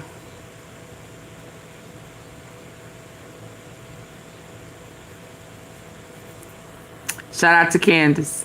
You know, it's funny. Sometimes people can go back and find some old pictures where you wasn't healthy, wasn't eating right, didn't know no better.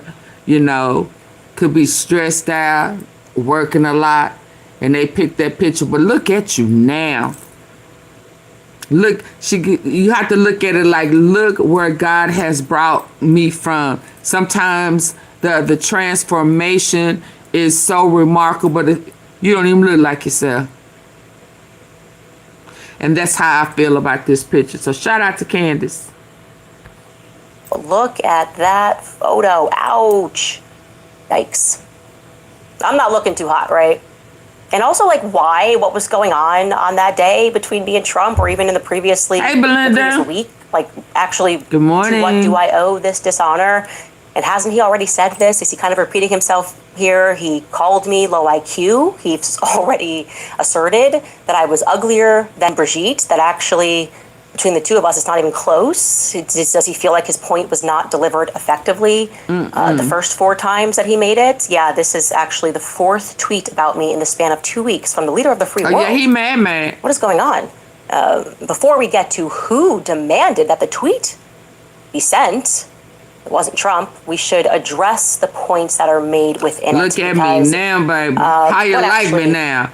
What's he trying to accomplish with it? What it actually was the administration trying to accomplish with that tweet, okay? Yeah, but she putting out the truth. A little bit of politicking, to be sure. By now, you are plenty aware that Washington, D.C. runs on blackmail and secrets, right? They send operators out to find your deepest, darkest, most humiliating secrets that you wouldn't want the public to know. And once they discover these secrets, you're kind of presented with really just 2 options. One, fall into line, deliver the talking points. If you're in Congress, vote how we want you to vote. If you're in media, say what we want you to say. And we'll make sure the public never finds out. Or, here's your other option, don't stand against us and we will reveal all. We will make your lives miserable.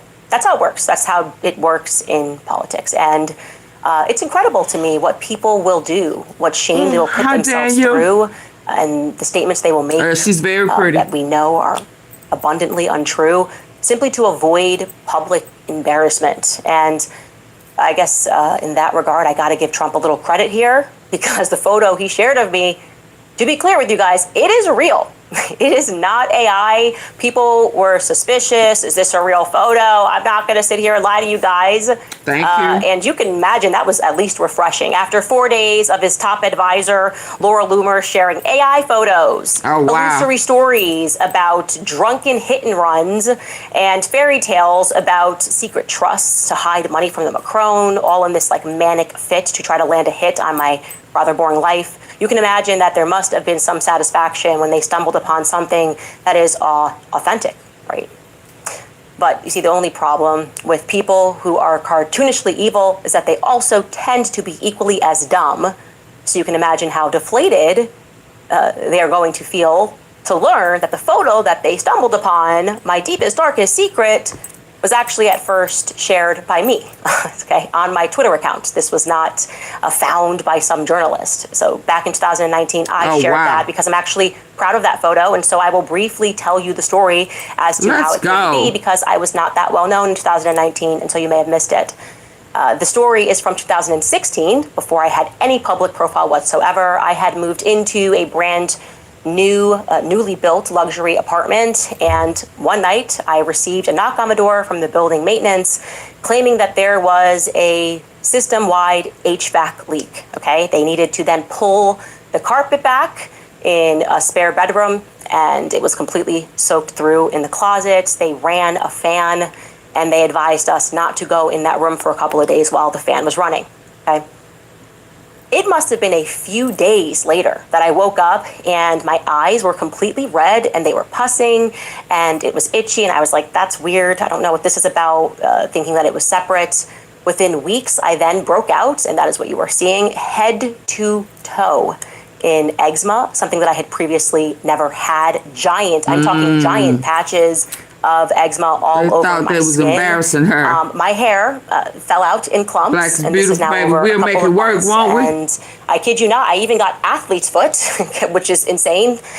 I had 2 asthma attacks that landed me in the hospital, and I had no idea what was happening. I had no idea what was happening. Were it not for somebody that was in my life who instantly recognized the picture of all of the symptoms and told me that there had to have been a toxic mold presence for which I needed to have the environment tested immediately.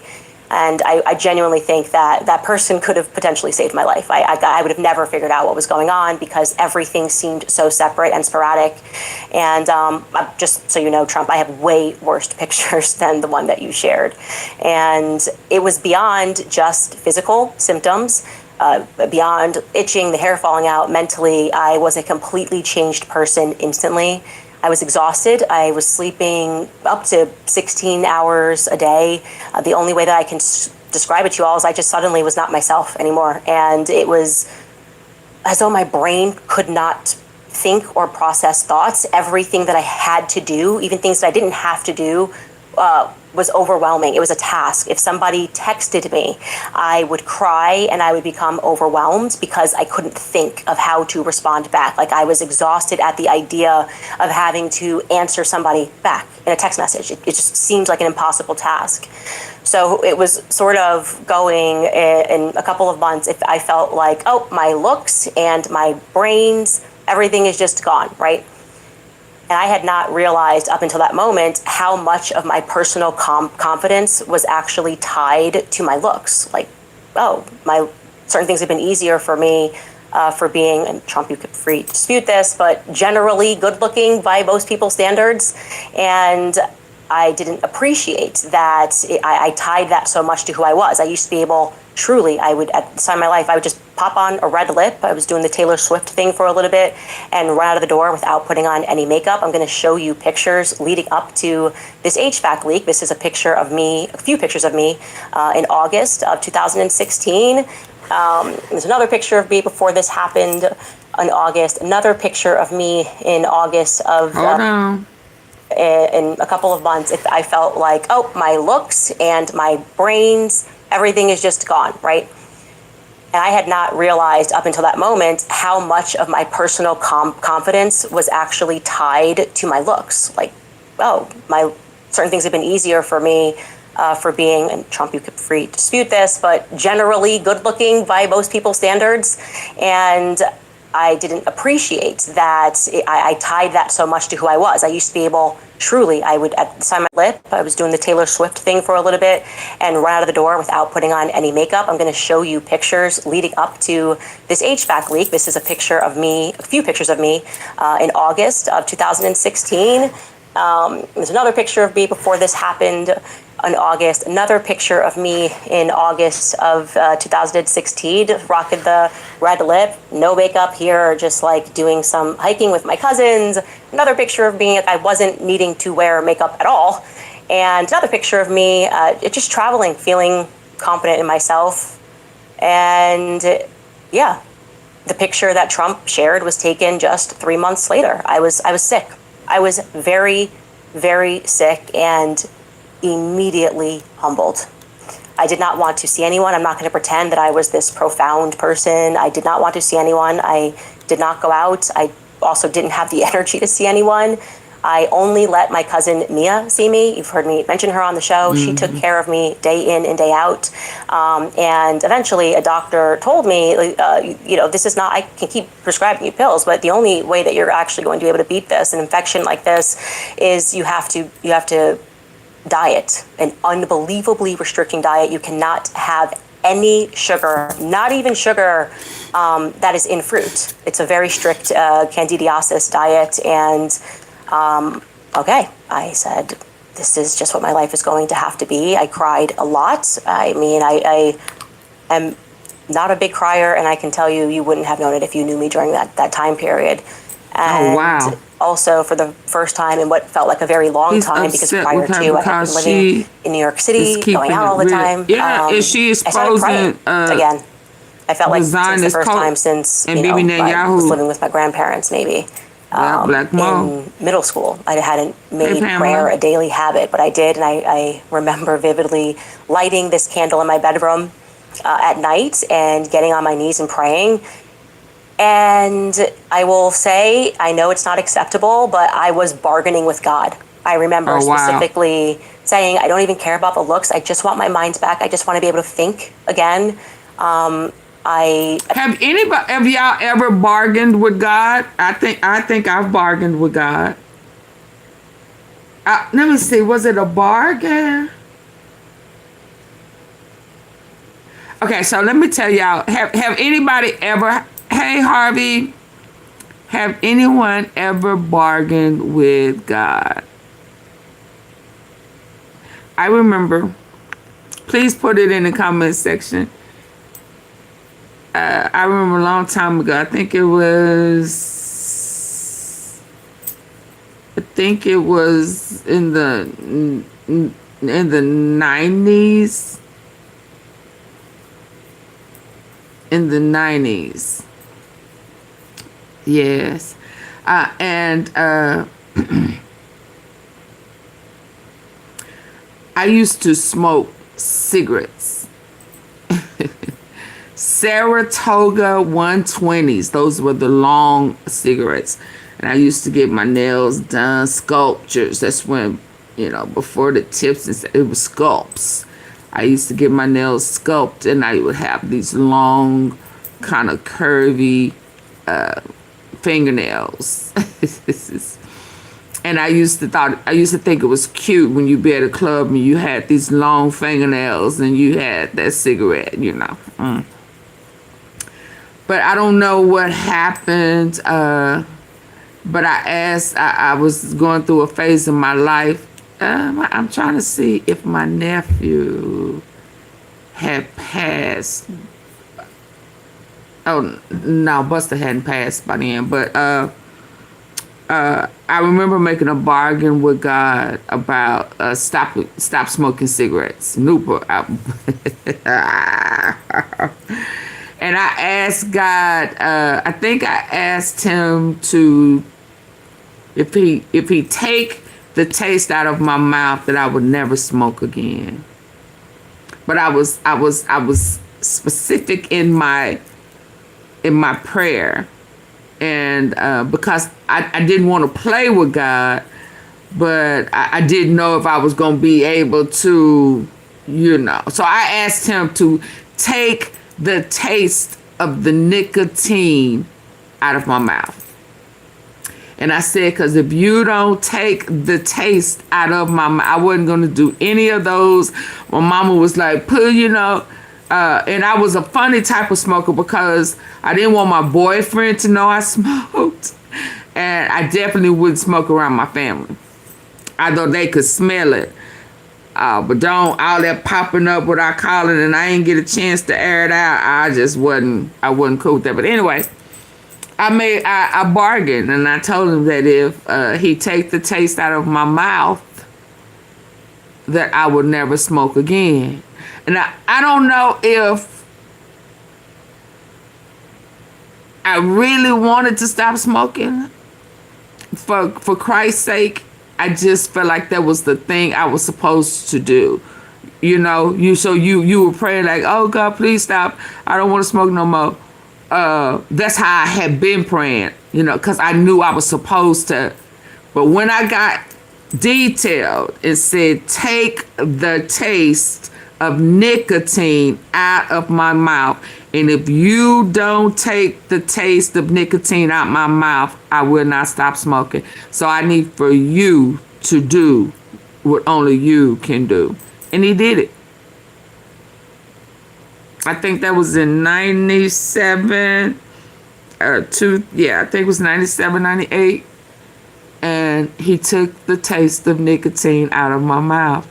I tried to smoke one day, and I, at that time, I think I was working for Verizon. We would go out, it was cold, and I went out there to smoke and couldn't get past the second puff. Like, tried to puff, and it was like, and then I think I did that like twice. And them long cigarettes, baby, and putting them out and having to go back into the building. It's funny. I'm laughing at it now. I'm thinking about it. But I think like the third time I went out there and tried to smoke, I remember saying to God, if I can't make it past the second puff, I know that you are answering my prayers, and I never smoke again. And I never smoked again. I never smoked again. So that's my bargain. What's your bargain? Let's go. I bargained with God that during that time. I sure did. And it panned out. Thank you, Lord. Thank you, Lord. Thank you. It's just what my life is going to have to be. I cried a lot. I mean, I am not a big crier, and I can tell you, you wouldn't have known it if you knew me during that time period. And also for the first time in what felt like a very long time, because prior to I had been living in New York City, going out all the time. Absolutely. I started Pamela, crying that's the test of faith. He lets us and he wants us to know that we have to come to him to fix it, because we can't do it on our own. And I absolutely, and that was during the time that I was really drawing nigh to this, what they would say, closer to God on a personal relationship, not just going to church or not doing the routine. It had begun to get personal. You know, it was some things that was going on, and some dreams and some visions and some spiritual warfare, boy, I tell you, during that time frame. But Lord, I thank you, I made it over, and it was absolutely about faith, trusting God to do what only he could do. Did I think he was going to do it? No, but guess what he did? He did it. He did it anyway. He honored my prayers. I felt like since the first time since, I was living with my grandparents, maybe, in middle school, I hadn't made prayer a daily habit, but I did. And I remember vividly lighting this candle in my bedroom at night and getting on my knees and praying. And I will say, I know it's not acceptable, but I was bargaining with God. I remember specifically saying, I don't even care about the looks. I just want my mind back. I just want to be able to think again. I just want to be able to write again. I want to be able to have energy again. I want to be Candace. I want to be Candace on the inside. And when it came down to it, that's all I wanted. Not to look like myself, but to be healthy again. Mm-hmm. And I came away from that experience realizing that health is everything. Your health is everything. Your looks mean nothing in the scheme of things. I was happy to accept that was how I was going to look for the rest of my life. Anyway, the story ends well, actually. I moved out of that apartment, did that strict diet, did eventually have to chop my hair, but I did it in a cute little bob. Here's a picture here. With a lot of time, I would say probably maybe like 6 months, my skin fully cleared up, which was not something that I was expecting.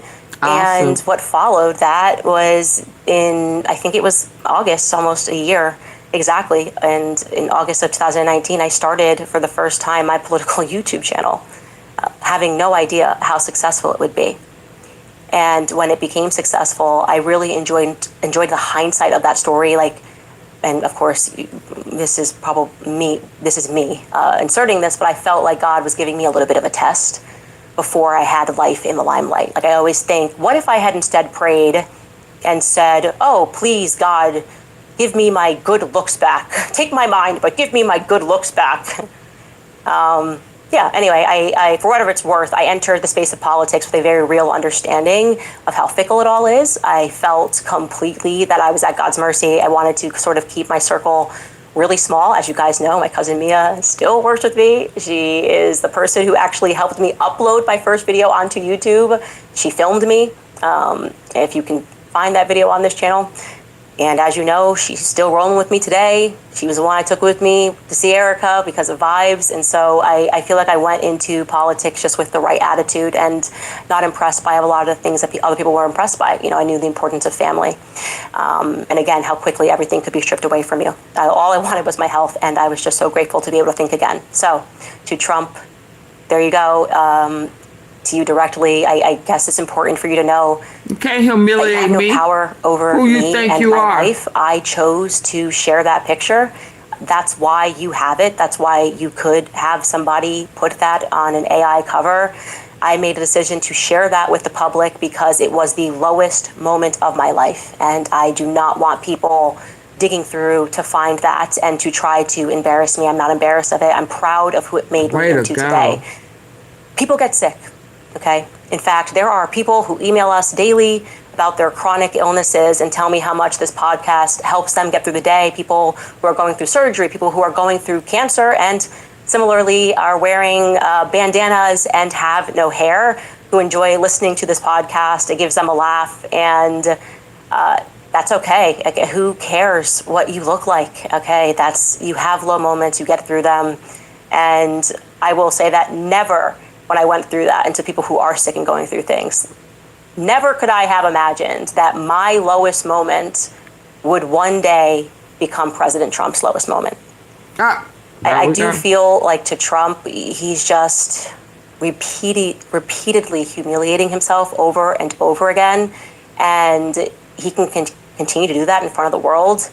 I will say real power never has to name itself. I am MAGA. I built MAGA. I am loved 100% by the people. Just look at these polls. It's like, come on, old boy. Who are you fooling? You know, you weren't even worth replying to until I could make time for it. You weren't even worth interrupting my holiday in Italy to address. Okay. And let's now address the words on the cover of the magazine, which to a lot of people sounded oddly racist, honestly. This particular portion accusing me of using rich white men. Candace Owens lies, and uses rich white men. Okay, I'll bump this to you, White House. Please, a reporter, ask him, which rich white man have I used in my life? I'd love to know that, because it's such an odd thing to say. All of my exes were poorer than me, with the exception of one.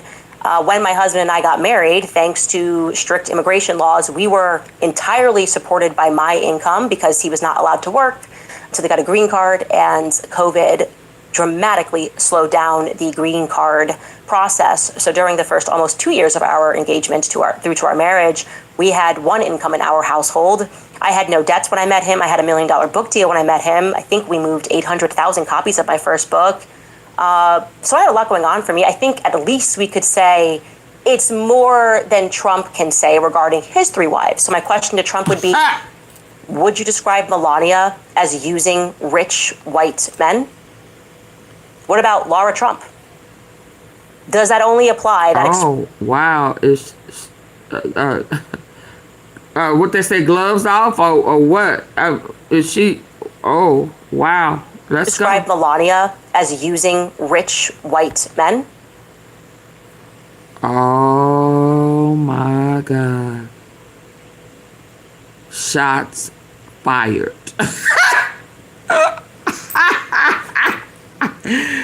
She was groomed. Of course she used rich white men. Oh, wow. What about Laura Trump? Laura, come out and play. Why do they seem to have manly features? This is why they had everything to say about Michelle Obama. You know, we could see her childhood baby pictures, her little girl pictures, fat face little girl pictures. Her baby girl looked more like her when she was a little girl than her daddy. You know, but she looked like a woman. She looked like my sister. You understand? Yeah, but these women look. Man, anyway, hitting below the belt. You know what I'm saying? Shots fired. Let's go. Does that only apply, that expression apply, if the person getting married to a white person is black? Is it like literally because I'm black and I'm marrying someone, even if I have my own money? I think that's kind of what you were getting at. You meant to imply that George's family has generational wealth, as in his parents are richer than my parents. Yes, you are correct. Served. Oh my gosh, I got served. Is that supposed to be publicly humiliating to me? Yes, my mother did not even graduate high school. My father was a plumber for most of his life. We have no wealth. But look at me now. Inheriting how you like family. me now? Well done. Congratulations. There are many people out there that can relate. Their website is running a crazy deal right now. Good. You can get 4 packs of whatever Earth Breeze scent you like. A free... How you like me now? Who cares? This is the game of politics. You think that like this is what's going to bring me to my knees? That I don't come from a wealthy family? And I want people to know that the real driver of the entire random attack on me from the president, and the reason why it was tinged a little there with some race, was actually his top advisor, Laura Loomer. I am told specifically that she was ranting to people because this is when she was deep in the throes of her psychosis about how she wasn't invited to the White House Correspondents' Dinner, which she was already upset about, and because she was Erika was everything, which we'll get to later, making up rumors about me and my family. She demanded a tweet of support from Trump. In fact, that is what does explain the hint of racism behind the tweet. She is truly manic, and leading up to Trump's tweet, she had been particularly focusing on my race, and I will just let you hear the things that she was saying before Trump dropped the uses rich white men section. Take a listen. I just remember her always talking about how she wanted to be like a suburban wife. Like she wanted to drive like a black Escalade. She used to talk about how Club Monaco was her favorite store, and she always just wanted to have like a white husband and be like, you know, married to like a established white man. And she used to tell me like, oh, I don't date black men. Look at them strong man features. In fact, when I was in high school, I was known as the girl that would like go to the club and basically steal your man.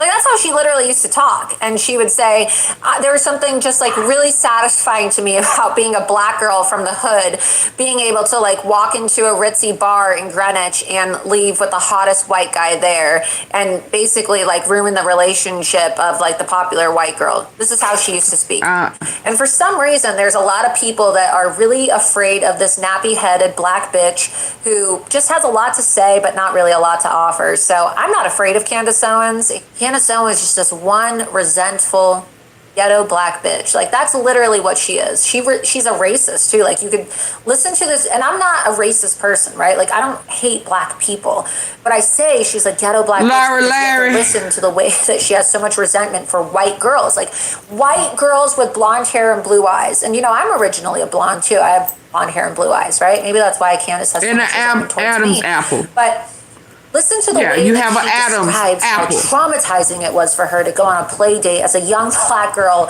in Connecticut at the home of a wealthy white blonde girl with blue eyes. And she really sees Erika Kirk as that white blonde girl that got everything that she wanted while her mommy and daddy didn't love her. Mommy and daddy didn't love me, and I was jealous of the white blonde girl growing up who had mommy and daddy, so now I'm going to dedicate my life to destroying every pretty white blonde girl that has a happy family, because I don't have a happy family. Yeah, a lot to unpack there. Not really worth unpacking. It's just too insane. I do genuinely believe that she is on the brink of needing to be committed again. But the point in all of these lies, who goes to the club who's going to the club in high school? I've never in my life actually been out in Greenwich, Connecticut. Nobody had that kind of money, obviously, as you just mentioned, following that. But this entire thing, you have to recognize what to pull away from this is that she was going on an unhinged racist rant, and then she was able to make a demand that the President of the United States issue a Truth Social supporting her mania.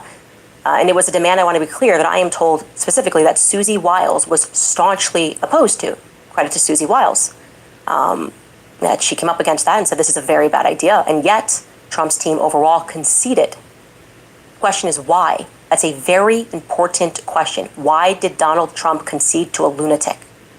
There has been, of course, a very long-standing rumor that it's because she has blackmail on him, a rumor that I'm reticent to believe, right, because it's Laura Loomer, but it has something to do with her having relations, that she went on to Air Force One years ago, as we all knew, and then began telling people that she had relations with Donald Trump. Again, it's Laura Loomer, so don't just take it with a grain of salt, take it with a grain of crack cocaine, okay?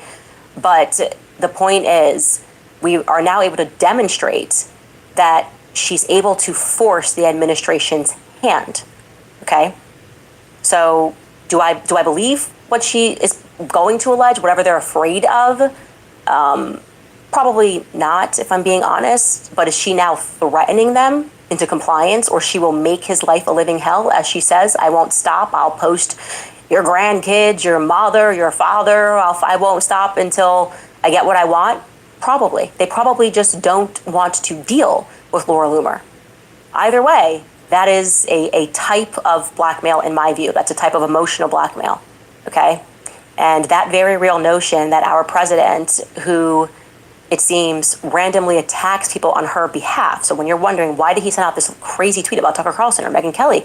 If you go onto Laura Loomer's feed, you will see that it's her focus of the week. It's whoever Laura Loomer happens to be attacking. That should be noted. Because there is no way in hell that Donald Trump, who has never, by the way, pushed send on his own tweets, that was the job initially of Dan Scavino during his first term. And now it's been widely reported that on Truth Social, that's the job of Natalie Harp. Trump is not using AI to doctor that. He did not hit send on that. And the question that journalists should be asking is who did it and why? And we are going to leave that open-ended as of now. I did want to reply fully and let them know that I am not in any way embarrassed by that, and I will not be playing DC blackmail games. We'll be right back after a quick break. $100 trillion AI black swan is about to hit the tech industry, and the mainstream media is asleep at the switch yet again. If you're thinking about buying or selling AI stocks in 2026, I urge you, don't put a dime into another AI stock until you hear what's coming next. Right now, all right, you guys, summer is here, which means longer days, more sun, more time added to your account. Just go to speaking of Erika, obviously, because she name-checked me today, let's just back this up. Speaking of Erika, obviously, for the UK people, nappy. Okay, just a quick LOL. Someone in the chat just asked this, and it reminded me of this exact same conversation I had with my husband. It's one of these words that doesn't make it over the pond. Someone said, "What's nappy?" I'm from the UK. So in the UK, nappy is a pamper, a baby's pamper. So when they say, like, I need a nappy, they're referring to a baby's pamper or diapers, as we say. But in America, for the UK people, a nappy is an expression that's used to describe, like, a coarse hair. So she's just describing African hair. So when you call somebody nappy-headed, you're calling them African-headed, essentially. So it's not so offensive in the UK. Maybe it is. Nobody wants to be a diaper head. But that's the translation for you. Do also, not come over here marketing someone else. Hit my Cash App if you want to be able to promote someone over here. Okay? Don't ever come over here and just drop. I don't care what the cause is. Be respectful. Go about shit the right way. Okay? Hit my Cash App. $AUNTEAFEE. Yeah, you got that usury spirit. You feel entitled to just drop a cause and promote without coming through the right door. Stop coming through the back door. Wipe your funky feet next time. As a matter of fact, I don't even want you over here. Get out. Bye, Black American homeland. Get your ass from over here.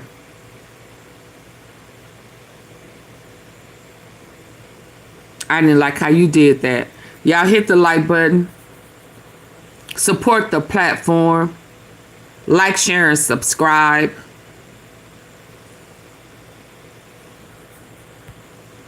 Me hating blondes and blue eyes. My team is shocked. Ashley, the pamper or diapers, as we say. But in America, for the UK people, a nappy is an expression that's used to describe like a coarse hair. So she's just describing African hair. So when you call somebody nappy-headed, you're calling them African-headed, essentially. So it's not so offensive in the UK. Or maybe it is. Nobody wants to be a diaper head, but that's the translation for you.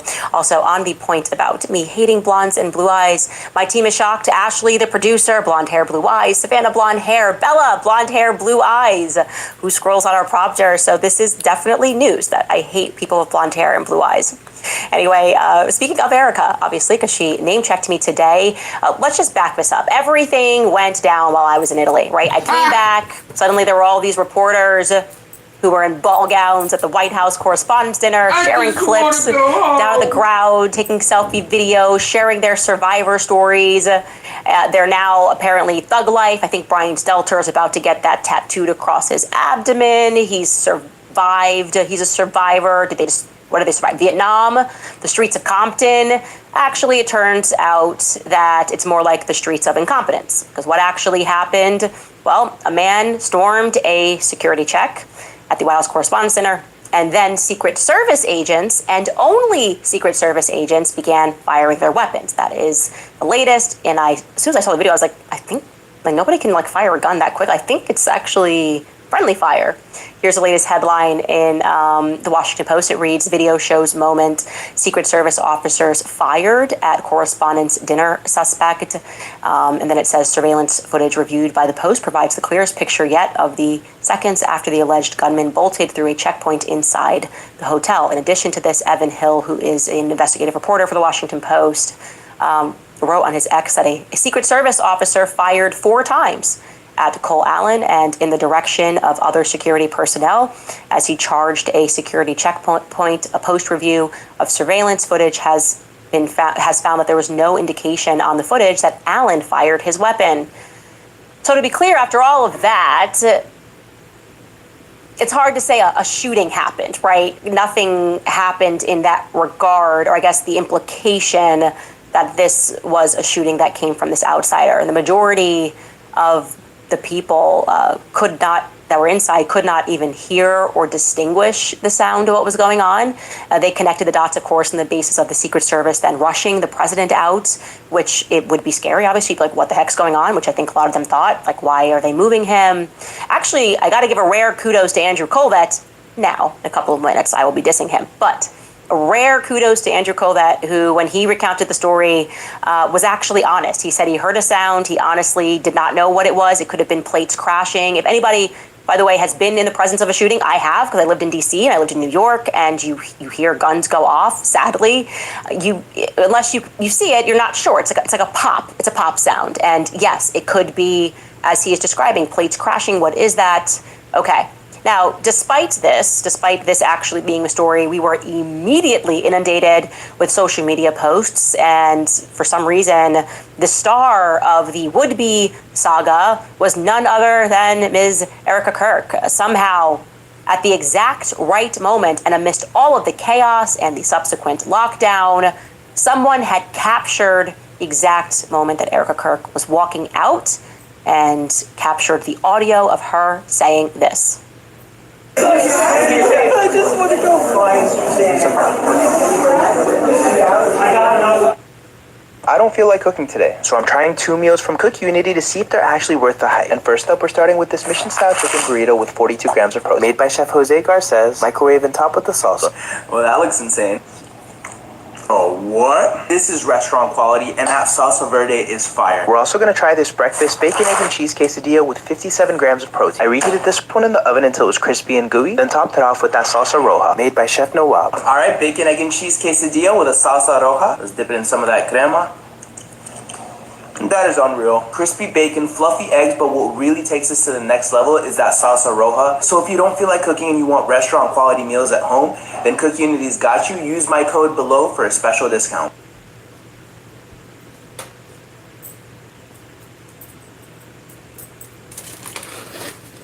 Here I come.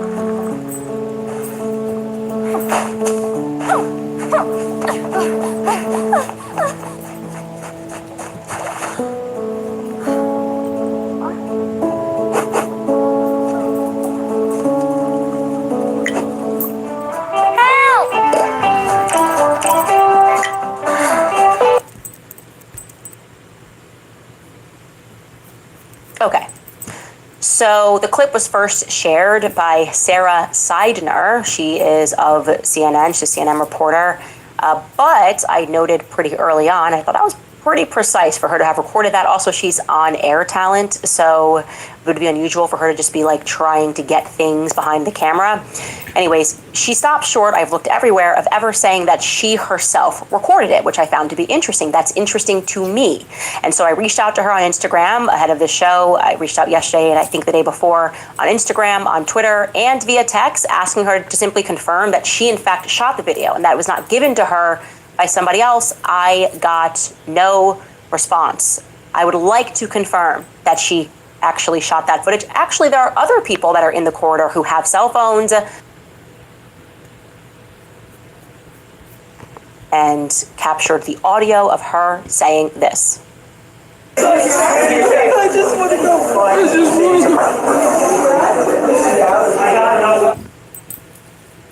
Okay. So the clip was first shared by Sarah Seidner. She is of CNN. She's a CNN reporter. But I noted pretty early on, I thought that was pretty precise for her to have recorded that. Also, she's on air talent, so it would be unusual for her to just be like trying to get things behind the camera. Anyways, she stopped short, I've looked everywhere, of ever saying that she herself recorded it, which I found to be interesting. That's interesting to me. And so I reached out to her on Instagram ahead of the show. I reached out yesterday and I think the day before on Instagram, on Twitter, and via text, asking her to simply confirm that she in fact shot the video and that it was not given to her by somebody else. I got no response. I would like to confirm that she actually shot that footage. Actually, there are other people that are in the corridor who have cell phones. I'll put a bounty on it. I will offer $10,000 to somebody who has the opposite side footage, and I will obviously will not run your name. I will protect you. If you have that opposite side footage of the person who caught that footage, $10K is yours, no questions asked. Okay? More tips at CandaceOwens.com. Anyway, I bring this up because what would have just been Erika's reaction somehow became the focal point of the entire event, right? And we were getting lectured. I don't know how it happens that Erika goes out and we get lectured, but it happened again by golly, and Baron Coleman happened to notice that as well. And here's what Baron Coleman had to say. And maybe, innocently, Erika just happened to make an excited utterance. I just want to go home, and she just happened to say that right as she crossed the only camera that captured her leaving. I could accept that. I could accept that. I could accept it if it hadn't gone viral. I could accept it if we didn't get hit with a relentless onslaught of simps lining up to promote her in this moment and kick off Operation number 2 of the night. Operation 1 was Operation Ballroom. Operation 2 was Operation Erika Kirk. Correct. The president sort of faded into the background last night. The vice president sort of faded into the background. The only people who really rose to the top, one is a building that hasn't even been built yet, a ballroom. And the other is a woman most of us had never heard of 7 months ago, 8 months ago. Erika Kirk. Operation Erika Kirk.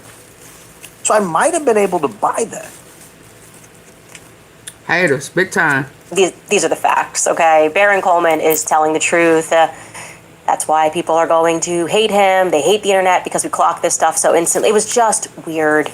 The ballroom, Erika Kirk. Oh, and then suddenly, again, I'm being tweeted at. So next thing you know, let me hear that again. Go off. Sadly, unless you see it, you're not sure. It's like a pop. It's a pop sound, and yes, it and could that be. Is saying that he never used his gun. What is that?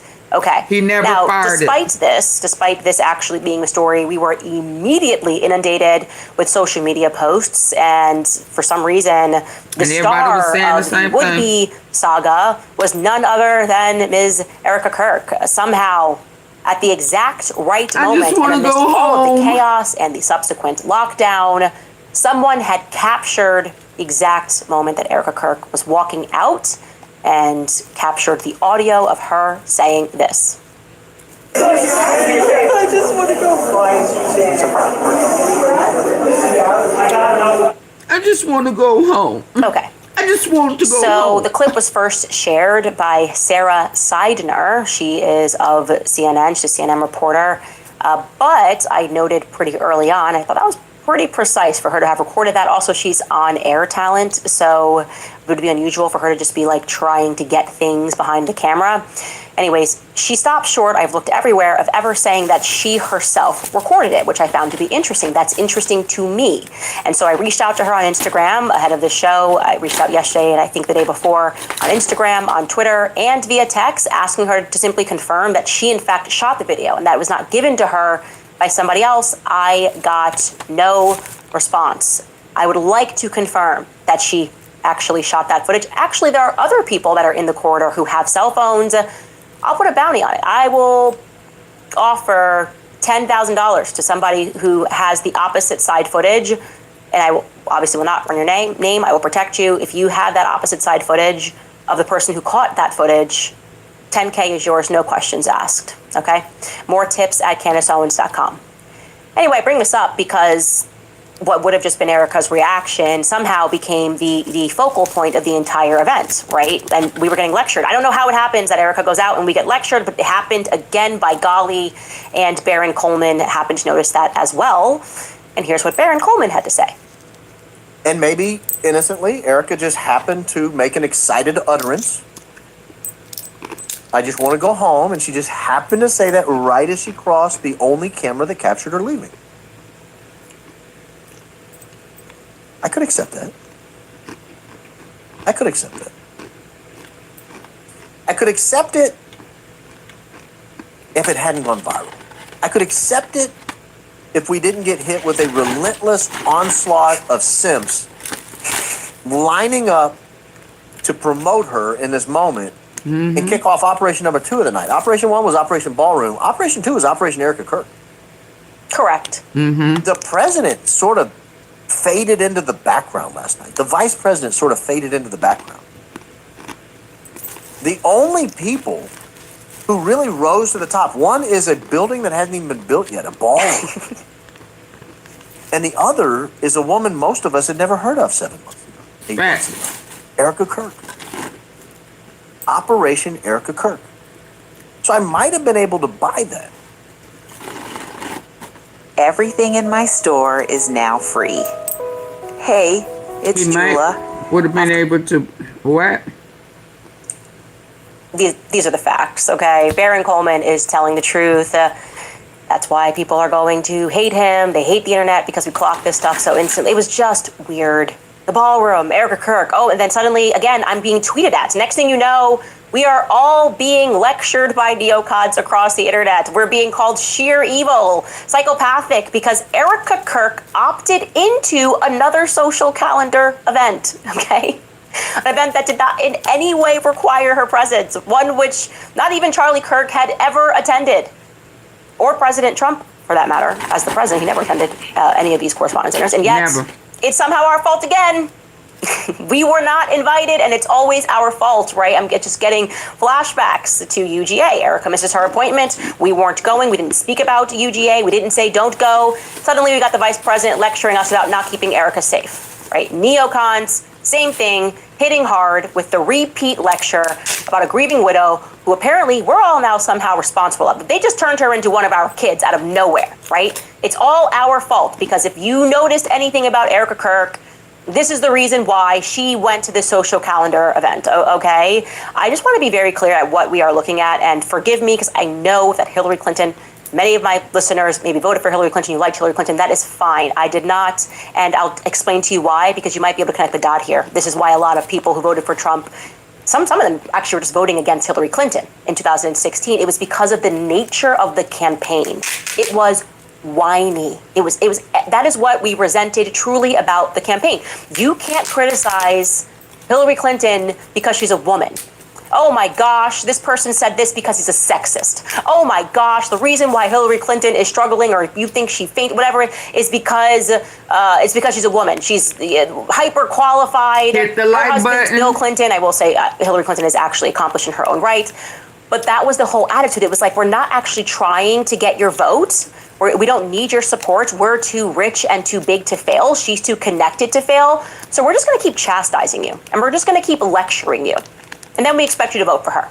That's the Erika Kirk campaign. It's worse. if I could pick, like if we have to go through another cycle of a grift, whether it's a feminist grift, like the Hillary Clinton one, which felt like it's because she's a woman, the race grift, where like people couldn't express their opinions for a while post BLM, George Floyd, or this, the widow grift, where they're doing the same thing. They're shutting down reasonable questions, people that are bringing up things in Hillary's past, whatever it is. The widow grift is the worst. I have to say, of all of them, the widow grift is the one that I actually find to be the most despicable. Because we all know that you're doing it and you just keep doing it. No, it's nobody's fault that Erika went to that event other than Erika, okay? We did nothing. We didn't hit someone up. We didn't say, hey, could you storm the barrier? Hey, Secret Service, do me a favor. Could you fire shots at each other so that Erika gets into a state of trauma? It's just, we're really getting tired of this. It's so disingenuous, and we can see what you're doing. And it's not moving the needle any. I get it. She's too big to fail. You got too much money. You got too many connections, okay? It's just that she's failing. So anyway, on the heels of the White House Correspondents' Dinner, she tweeted that she would be addressing her latest traumatization, and she did that today. She said, I need to spend time with my family. We should have pulled the tweet. She went literally in one sentence. She said, I after today's traumatizing shooting, I need to spend time with my family, and then I will be on the Charlie Kirk show on Wednesday. So I think she just needed 48 hours.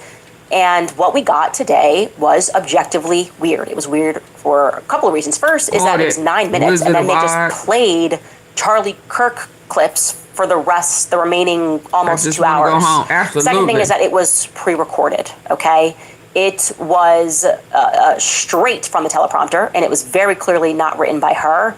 But we can kind of go over the points that she delivered. And yes, there's been immediate backlash. And yes, I am already being blamed for the immediate backlash because it's always somebody else's fault when it comes to Erika Kirk, okay? So the first thing that's weird is the reason that she gives. Can I get you to hit the like button? Question, why did you go to the White House correspondence? You literally just said you couldn't do their UGA commitment because there were credible threats and you couldn't trust the Secret Service to absolve them. Then you did an event with Trump, which relied upon the Secret Service, and then now you're doing another event, and it's like a press event, right? That actually Charlie hated. He always made fun of the White House Correspondents' Dinner. So why do you feel obliged to show up here? And here is the answer that she provided. Take a listen. And I need for y'all to hit the like button. Why I even went to the White... Double tap the face of your screen. If you're listening in on your phone, I hit those 3 dots at the top right. I'll wait.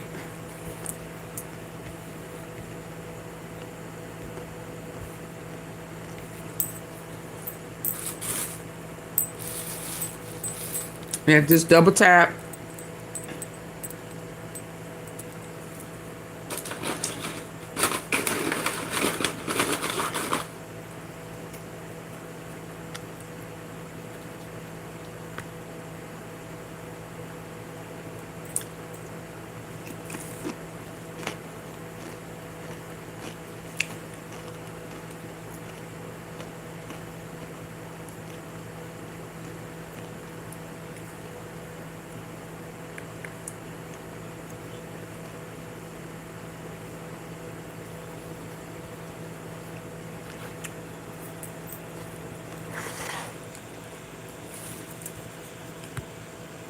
Trump, which relied upon the Secret Service, and then now you're doing another event, and it's like a press event, right? That actually Charlie hated. He always made fun of the White House Correspondents' Dinner. So why do you feel obliged to show up here? And here is the answer that she provided. Take a listen.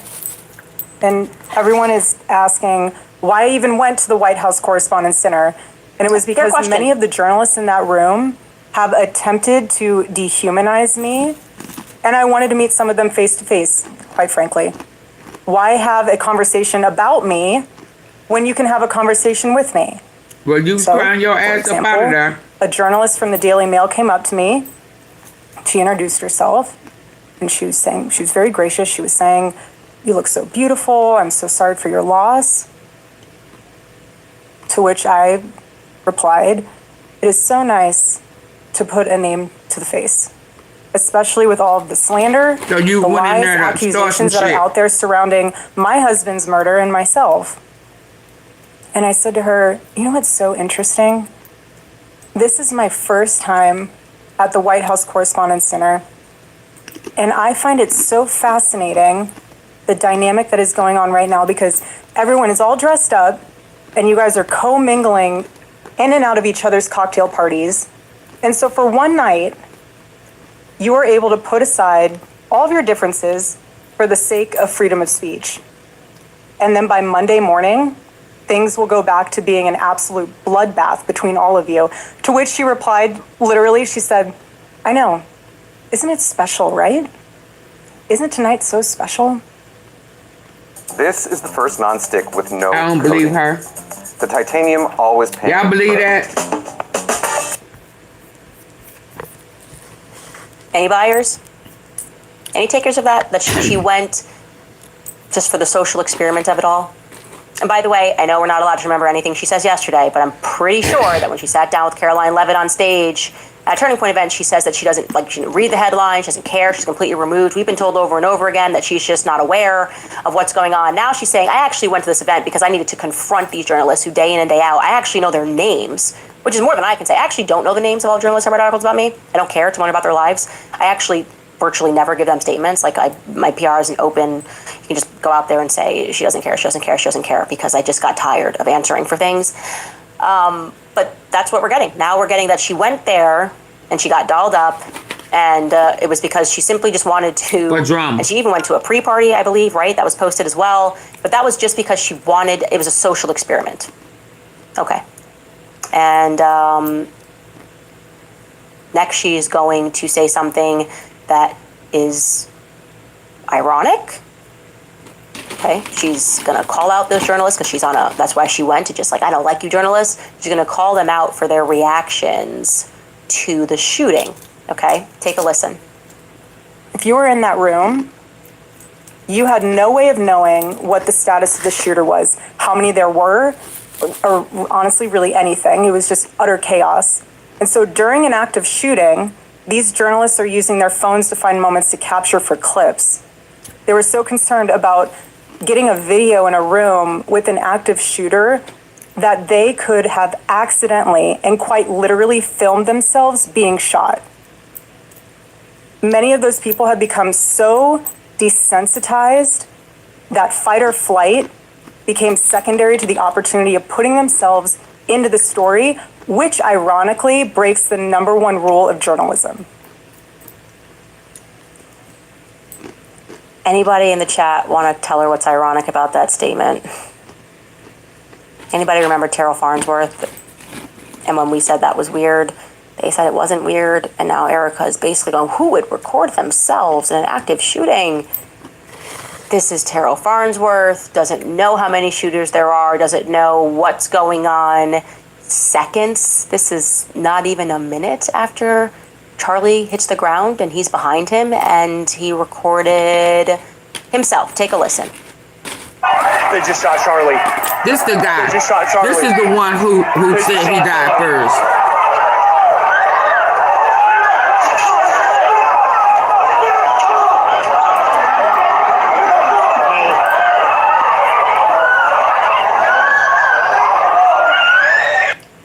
To capture for clips. They were so concerned about getting a video in a room with an active shooter that they could have accidentally and quite literally filmed themselves being shot. She was there to see Many of those people have become so his wife desensitized was at home. Oh, wow. that fight or flight became secondary to the opportunity of putting themselves into the story, which ironically breaks the #1 rule of journalism. Anybody in the chat want to tell her what's ironic about that statement? Anybody remember Terrell Farnsworth? And when we said that was weird, they said it wasn't weird, and now Erika is basically going, who would record themselves in an active shooting? This is Terrell Farnsworth, doesn't know how many shooters there are, doesn't know what's going on. Seconds, this is not even a minute after Charlie hits the ground and he's behind him, and he recorded himself. Take a listen. They just shot Charlie. They just shot Charlie. They just shot Charlie.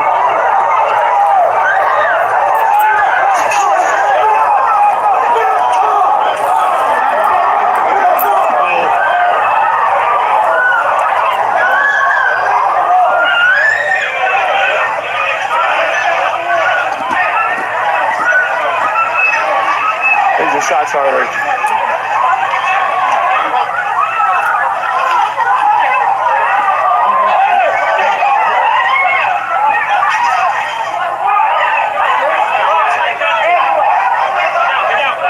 He's dead.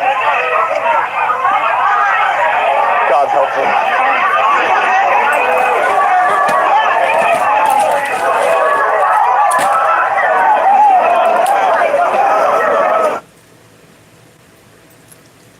I'm just pointing out irony, that's all. I know I'm going to get crushed for that. How dare you remember? I go kind of spend a lot of time on this case, and it's part of the bizarre reactions that the public doesn't feel good about. So I just think it's weird to call out journalists for the exact same actions. Come back another day. Shut up. That still works for you. And listen, cut your mic up if you can't hear. Don't question nobody over here. You're a guest. You might think it's a little weird. Anyway, another part, which is this random push coming from the White House, and you're going to hear this from Erika and from the First Lady as well, where I'm just starting to feel like they're coming after the First Amendment, right? And bizarrely, they're going after Jimmy Kimmel, which I'm again angry at. This is the second time that they're going to make me defend Jimmy Kimmel. They are trying to assert, and again, on the heels of Trump sharing that about me, on the heels of his advisors sharing this information about me, all right, going after my family, that it's actually Jimmy Kimmel's joke that is to blame for the White House Correspondents' incident, okay? And Erika Kirk is going to underscore that as well. Take a listen. If you can just pause and just take a minute and ask yourself, how would you feel if even just one person made cruel jokes about the attempted murder of your loved one? Here, shut up. That is what Jimmy Kimmel did to the First Lady.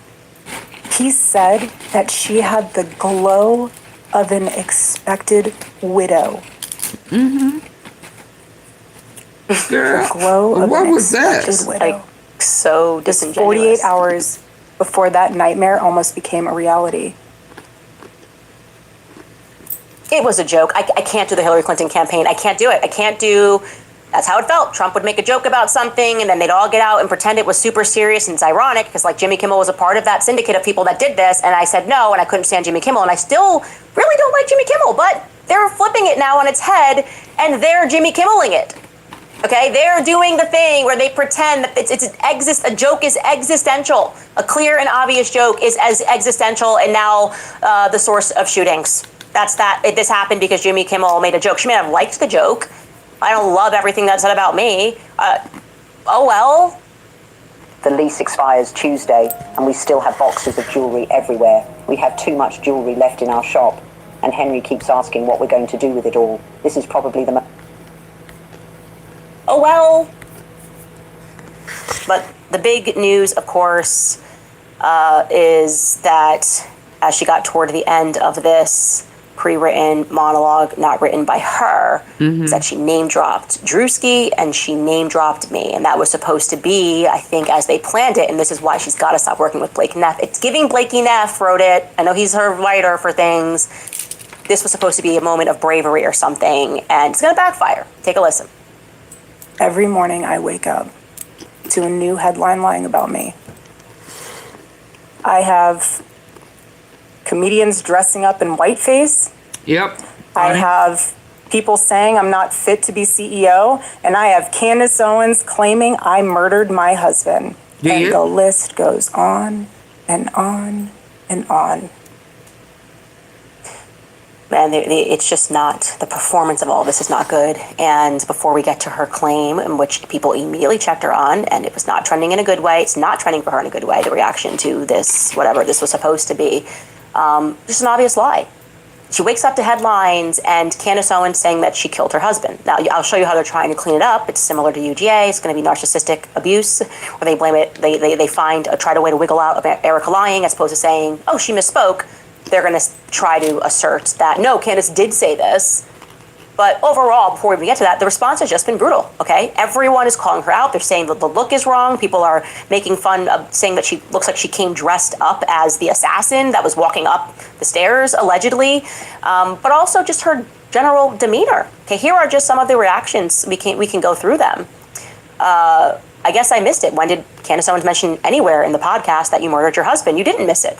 I trust gas station sushi more than I trust Erika Kirk. This user writes, I was hoping you were going to address all the questions being asked of you. This lecture was pointless. We're just getting lectured every day. We're so tired of being lectured. This person writes, Candace Owens never once made the explicit claim that you murdered your husband. All she has accused you of is being a liar and a fraud. Anyway, when that is my repeat accusation, which I've proven that you lie, it's best not to lie in the monologue that you're going to come after me, right? Like that, come on, lights on, guys. This person says, so she's not resigning, she's ruining Turning Point USA. She should just go home and stay at her mom and stay as a mom to those poor kids that have no parents at this point.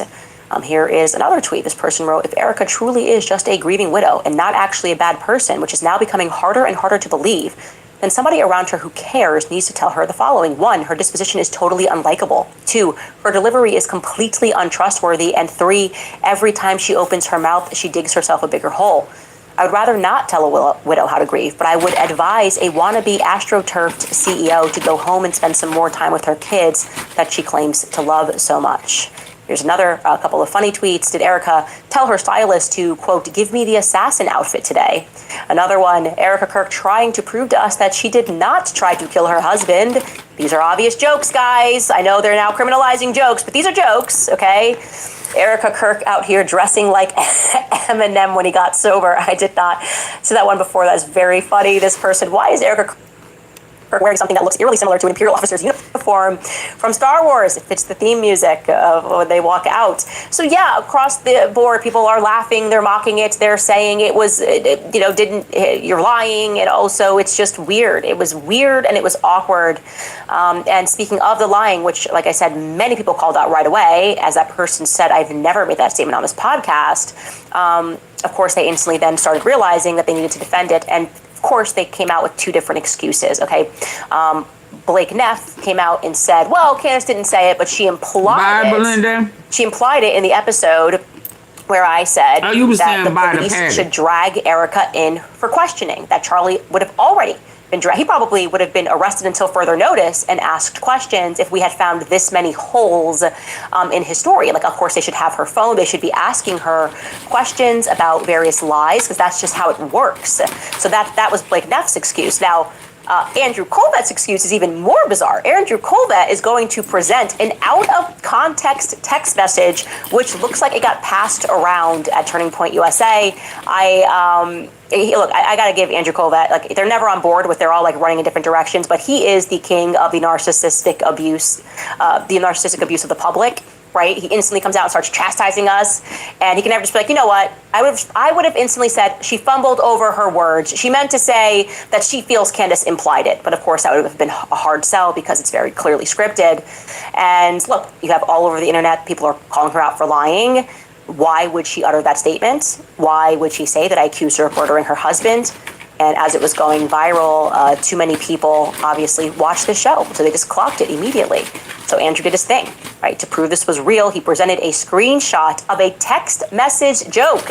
A joke definitively sent by me. And I will say right now, Andrew Colbett, you have my full permission to release the entire conversation, because how dare you remove this joke from its context, okay? And it's a message that had never been revealed to the public. I stand by it. I'm assuming employees passed this around. It now kind of explains why so many people got fired. I think I'm grasping some understanding of that. And he presented it as an authentic exchange. Despite the cry emojis, I was being asked, what questions I planned to ask Erika when we met up at the end of December. So you recall at this time, this was during the week where Erika was going viral for her interview with Barry Weiss for a number of very funny reasons. And they were pushing real hard in the press to assert that asking Erika any questions was despicable, off record, and it equated to accusing her of murdering her own husband. Okay, so I sent this as a joke, an obvious joke, which they know is a joke, because when I met up with Erika, I never asked this question, and I was being funny, and I still think it's funny, actually. I said this in response. I said, and that's on, this is the tweet. The person is asking, what are you going to ask her? At the bottom here, you can see I said, I'm asking everything. First question, why did you murder your husband? Cry emoji. And again, the context of this was us making fun of Barry Weiss and Ben Shapiro and the syndicate of people that had come out and said that asking any questions about Erika Kirk at all was akin to just saying exactly that you murdered your own husband. This was never released to the public. It's a private conversation. So to pretend that that is what Erika was responding to today, how disingenuous can you be, Andrew? You have to get tired of it at some point. You just got to get tired of it. Again, I will assert publicly, you have my full permission. Go Max. Release the entire chain. I have nothing to hide. When I said and I asserted several times, there is not a single thing that he can point to that I said on this show that was leaked to me by Aubrey Leitch, like from December 15th, okay? Post getting fired, obviously she spoke out and I've had many conversations with her. But nothing was leaked to me about that I presented on this show about anything that was going on internal. So pretending that this joke that went around of I'm the first thing I'm going to ask her is why did you murder your husband? Like, why are you gay? Is a little over the top. Release it all. Let the public judge. I have nothing to hide. And in this investigation, when I went into that room, I believed that, Erika was being a little weird, but I thought that I was going to get straight answers. And then she lied to my face. And from that point on, when I clocked her on those lies and when the public kept repeatedly clocking her on lies and seeing your reaction to it like it is right now, I grew increasingly suspicious of Erika. I remain suspicious of Erika. I think that is any person who is being honest. Why don't you respond to what I'm actually saying? Here's the pen that erases scratches instantly. Hit the like button, y'all. No Photoshop. Oh, I'm finna shut it down. I am saying that donors are telling us that that was an AI.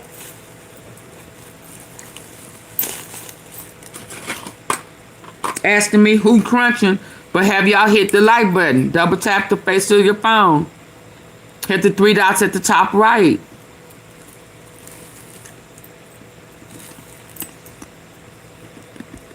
Video or an AI audio that you presented of Charlie Kirk. Wouldn't that be a great time to clear that up? If you're going to sit there and you're going to point the finger at Candace Owens, I would have said, and it is egregious that Candace Owens is implying that we would make this up, that Charlie didn't want me to take over. And then you slam dunk, show the video of Charlie Kirk saying in Aspen that he wanted you to be the CEO. I have made a lot of claims about you lying, and I stand by the claims that I have made on this show, okay? I stand by the claims I have made. Like I said, I spoke to multiple donors that were at that event. It is strange that you will not release that video. It is strange that you are now pivoting to a private text message thread to assert that I said you murdered your husband. What does that mean? Did you shoot your husband? No, I'm not accusing you of shooting your husband.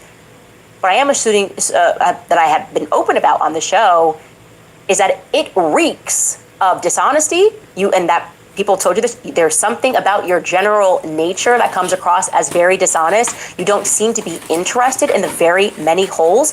I wouldn't be able to stomach sitting or standing next to Kash Patel, and yet you do. You're sitting here at a White House Correspondents' Dinner. Why don't you ask him to give the defense what they need if you want a speedy trial, victim? Oh no, I'm just there to, for a social experiment. Well, you're standing next to the FBI director that's holding up your case. I wouldn't be able to stomach looking at Kash Patel, and you can. I'm sorry that we're all noticing these sorts of things and keeping track of the very many lies that you and Turning Point people have told. Biggest of all, which no one wants to address while they're putting on this widow grift, is the lie that you told about the surgeon going rogue, Erika. How about responding to that? The surgeon went rogue. Andrew Colvett went rogue. I wasn't a part of the conversation. You lied about that, Erika. That's a big lie. That's not a small lie. Okay, I'm not coming after you like the internet was in early days for wearing hot pants with JD Vance. I don't care about that. That's not relevant to me, how you style your hair, how you want to do your makeup, how much eyeliner you want to put on. That feels petty to me. But you lying, allegedly, according to donors that were present, about Charlie saying, I want you to take over. That wasn't allegedly, she lied. Yeah, that matters. You lying about the surgeon and beginning the entire story about a Superman neck, but actually you were on the phone, but you lied to my face and you're pretending that I have to take that because you're a widow? No. If you eat butter daily, this is what Absolutely happens not. to your eyes. Take a look at these 2 retina scans. They both look sharp. No, that doesn't work for us, okay? That does not work for us. In fact, Baron Coleman called this out. The widow grift and trying to tell us that she's allowed to lie to us because her husband died is so on its face absurd that it should be rejected by all people everywhere. Take a listen to what Baron Coleman had to say on his show. Nowhere in the Bible, nowhere in any religious tradition does it say, if you're a widow, you get a free pass to lie to anyone you want, to gaslight everybody you meet, for everything you've ever done in your entire life that is dog doo-doo. You just get overrun. No one's allowed to bring it up. No one's allowed to talk about it. For the rest of your life, everyone has to fawn all over you and support you because, my God, you're a widow. It doesn't exist. I've looked at scripture. It's not in there. Erika, Graham, Gary, not in here. Andrew, Blake, doesn't say it. There's no requirement. I support her as the head of TPUSA. There's no prohibition on me criticizing her for documented falsehoods. None. None. And I'm tired of this gaslight play. We're all tired of being gaslit all the time. We are so tired of them moving the goalposts and problematizing us, clocking the lies. That's what is problematic. Like, it's problematic that you recognize that she is lying. It's problematic that she keeps lying to your face and you keep noticing it. And she just moves to absurd excuse like, oh, well, there was this private text chain where Candace said, Erika, did I actually, when I arrived, did I say, did you kill your husband? Oh, so it was probably a joke, Erika. It was probably a joke, and you should share the full context. Don't retweet, as she's done, Andrew Colvett. Oh, no, that's the excuse for why I just said that publicly. This private chain that nobody saw. Everybody recognizes that as a lie. You guys just keep piling on the lies. Again, you can't get on board with the same messaging. Blake Neff already gave a different excuse. Well, she implied she was a part of the setup. This joke that happened in December, private joke that happened in December. That's the reason we're saying that with the crying emojis. Nobody ever makes a private joke, obviously, that what she meant was that I killed my husband. Okay? Stop being ridiculous. Please hire a new PR team. You are not smarter than people in the public. You just aren't, actually.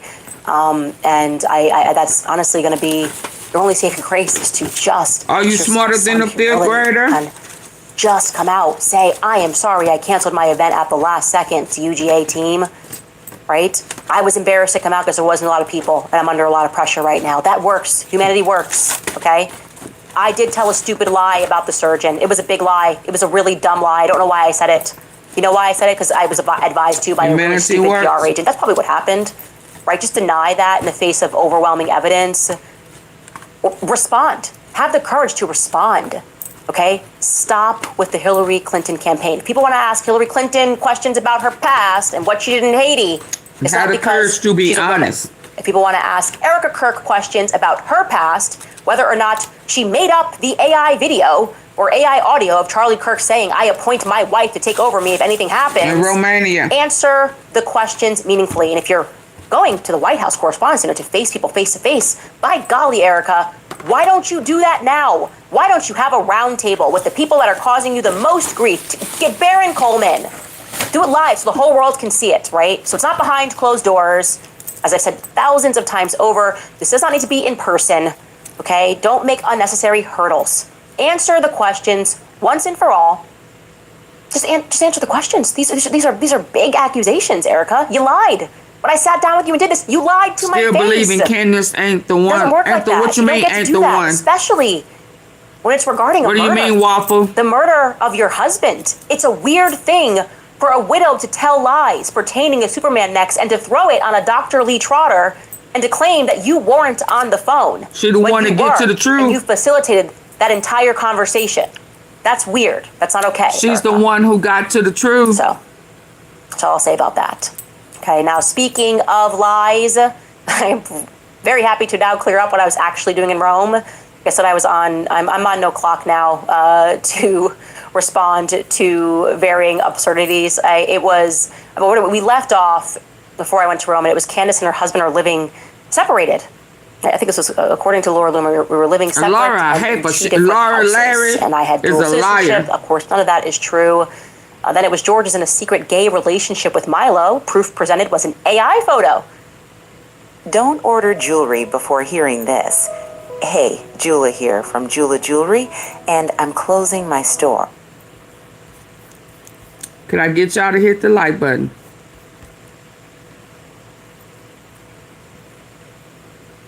Thumbs up and double tap the face of your phone.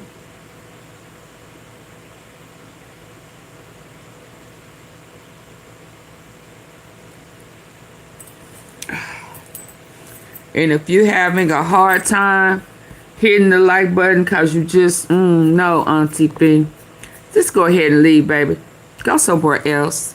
I won't be mad. I would greatly appreciate it if you would just walk on by.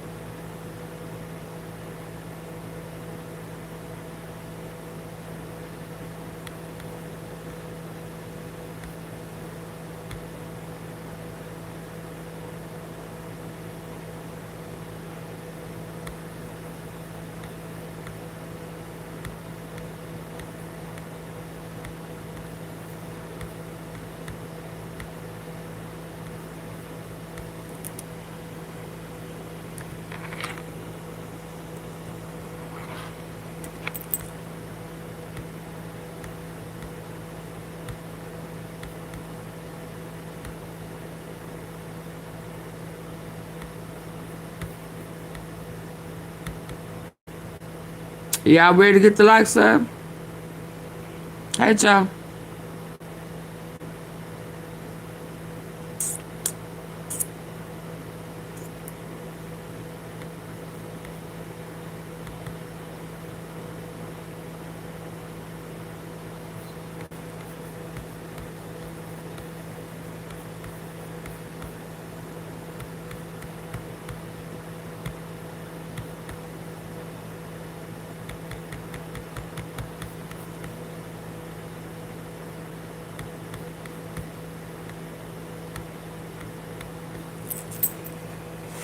Good night.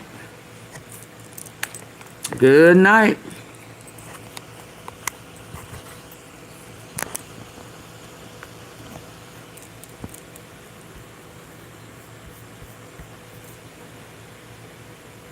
Of him wearing a Ricky Martin type silk shirt, very clearly AI, by the way, just to say this, George had never even met Milo at all, not once in London, until the day that I interviewed him here in this house. That was the first time that he said hi, that's it.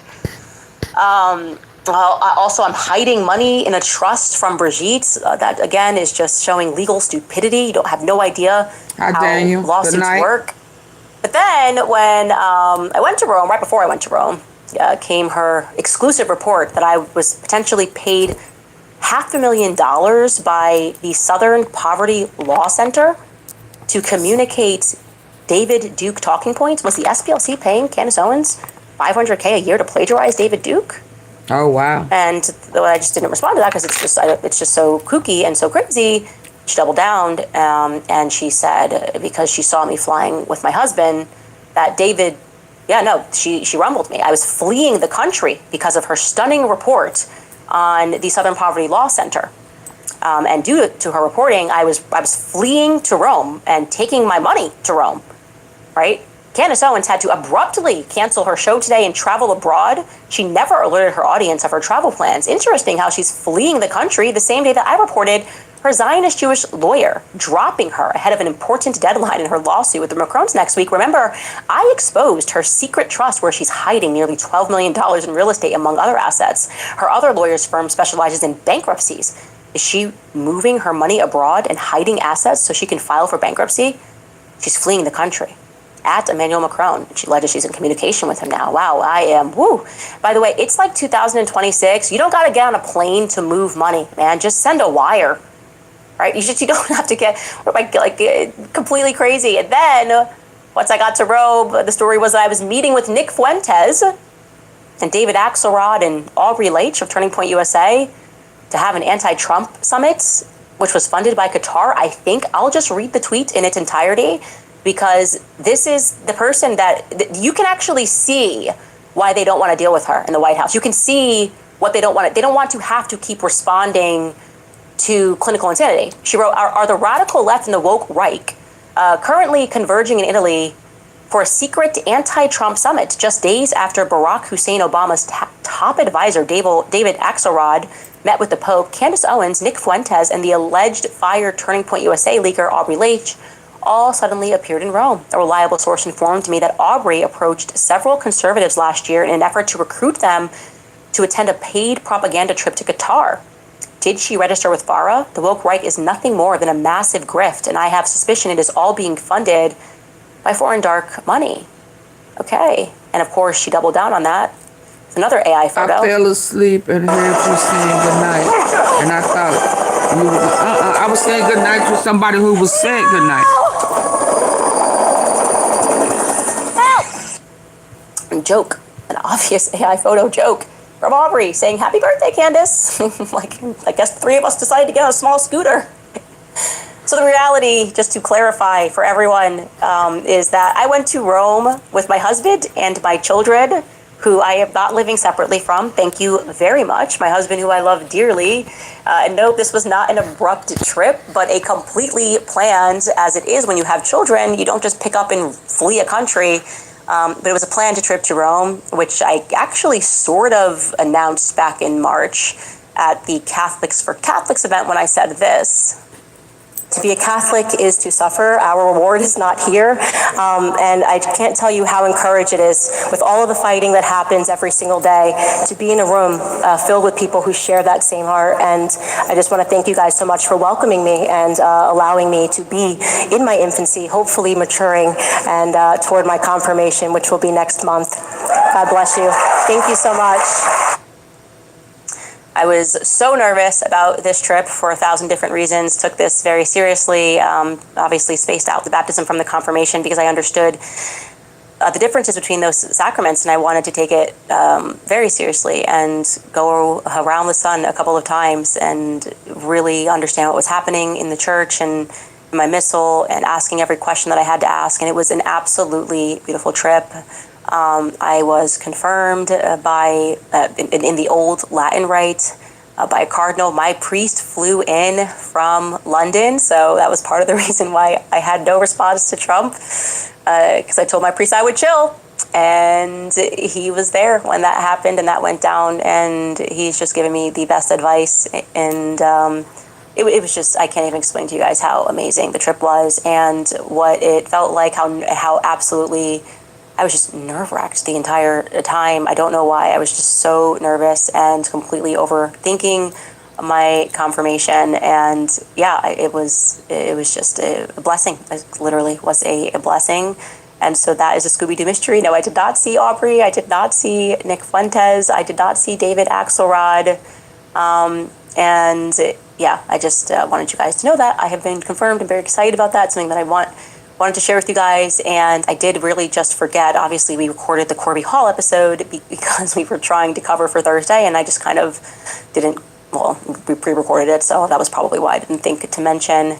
But it's done, and I'm very excited. So thank you guys, especially to the Catholics worldwide that have been praying for me, and the Christians worldwide. that have kind of seen the journey and understand what we're up against. I know that it can sometimes feel so ugly, but that's kind of the process of fighting for what's right and fighting for what's true. And I feel even more prepared in many ways for the fights to come. And yeah, I guess just everyone, every single person, even you guys who are not Christian yet, or I know that many of you guys have at least been putting your thoughts toward me and hoping for me and my family and praying for our safety day in, day out. We're not the ones that complain every day and tell you about the threats that we endure and tell you about how insane these people are and how difficult they try to make our lives, because I don't want my show to become a whine fest. You know, I think God picks his soldiers. You know, you are never given more than you can handle, and maybe that really is the lesson from my butt ugly face that Trump shared when I got some uglier pics. So have someone on your team call me, Trump, if you really want to go for the jugular. I can show you it got worse than that. So that's all I'm going to say about that, and we'll be right back after a brief break. All right, you guys, I want to tell you about Ethos, because when you picture your future, you probably see the people that you love most, your family, your home, the life that you are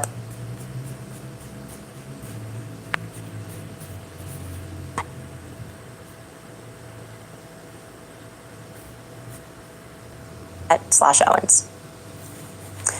All right, you guys, let's get into some of your comments. Actually, did we pull a top comment from last episode? Yes, we did. NFC Boys writes, this man was basically insolvent and broke, both personally, referring to Corby Hall, and his business. And he gets an offer to sell 50,000 guns and he turns it down on principle. What a man. The response has been really amazing to the Corby Hall episode, and you can sense people's authenticity. I also want to let you guys know, Victor Marks, he's posting all these videos. He never replied to my Instagram at all, and I followed up and I said, it's weird that you're posting all these videos and you have not replied.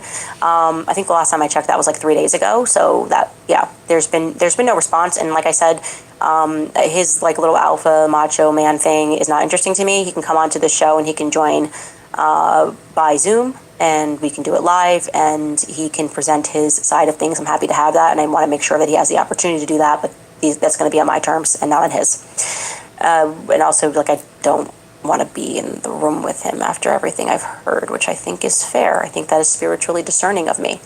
Harry Taylor writes, I'm probably your least likely subscriber. I wasn't a fan of Charlie in the least, and I wasn't historically a fan of yours either.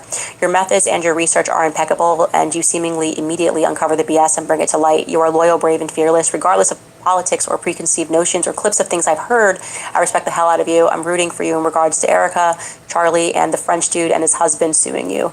Continue kicking ass. Thank you so much. And yeah, I mean, if they could see the jokes that I write in my phone about Brigitte, like, okay, I got one more. I'm gonna cut this off. I got one more. I want to hear what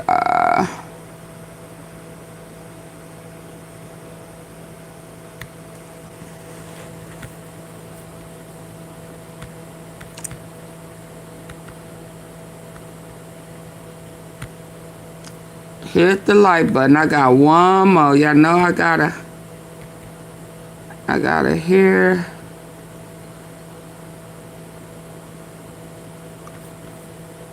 Is this the one today? Ouch. Enhance your membership with the American Express Platinum Card and access over $3,500 in annual value. Yeah. Get up to $400 in Resi.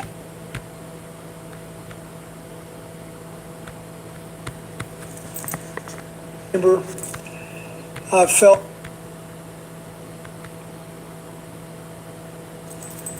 Okay, can I get y'all to hit the like button, please? Double tap.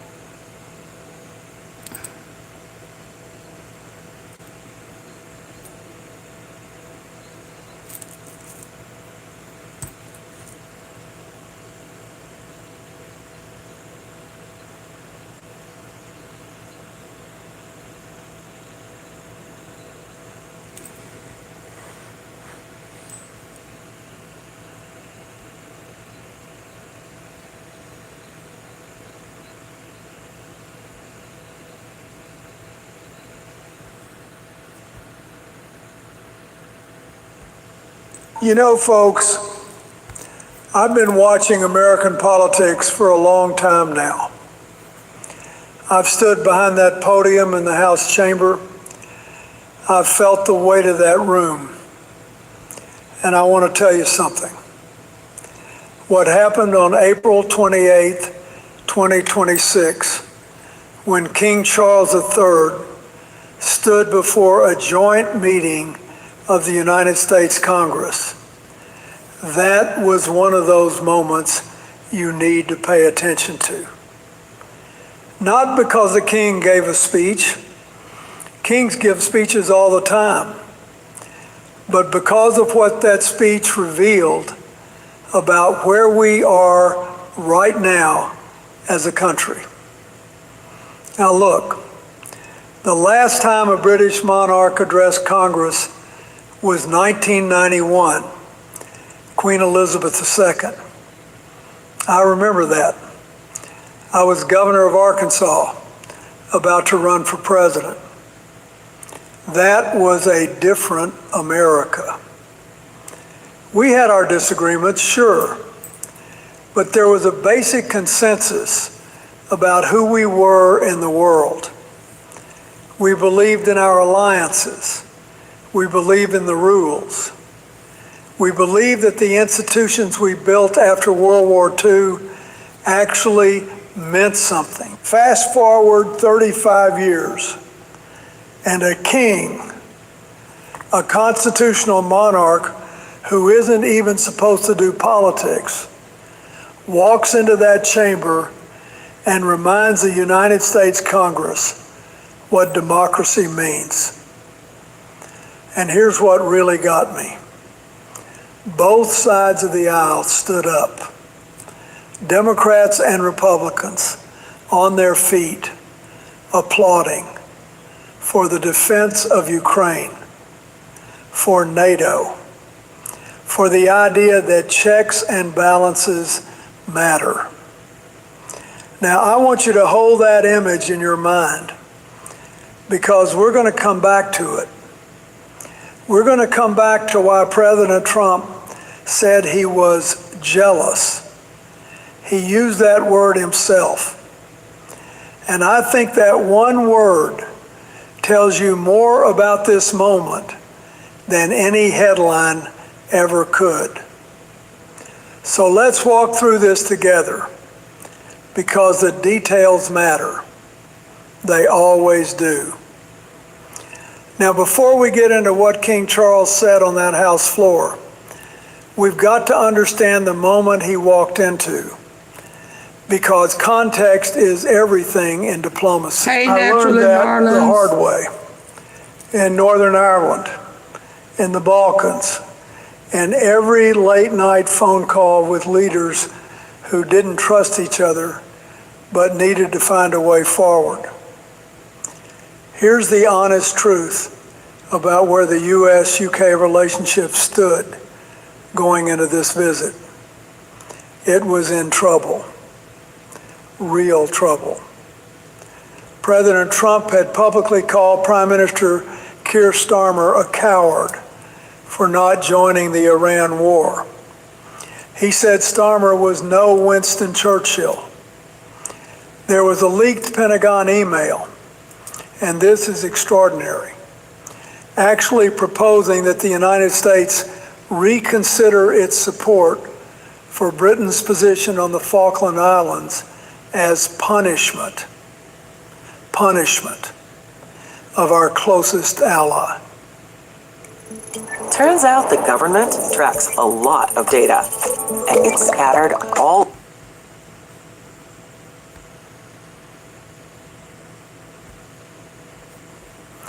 Trump had been hammering NATO for years, saying allies don't pay their fair share, saying they take advantage of us. He'd insulted the Royal Navy. He'd called climate change a con job.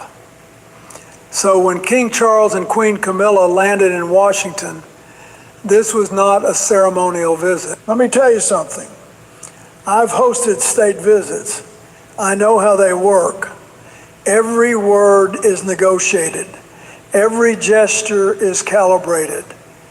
The British government, Buckingham Palace, the Foreign Office, they knew exactly what they were walking into.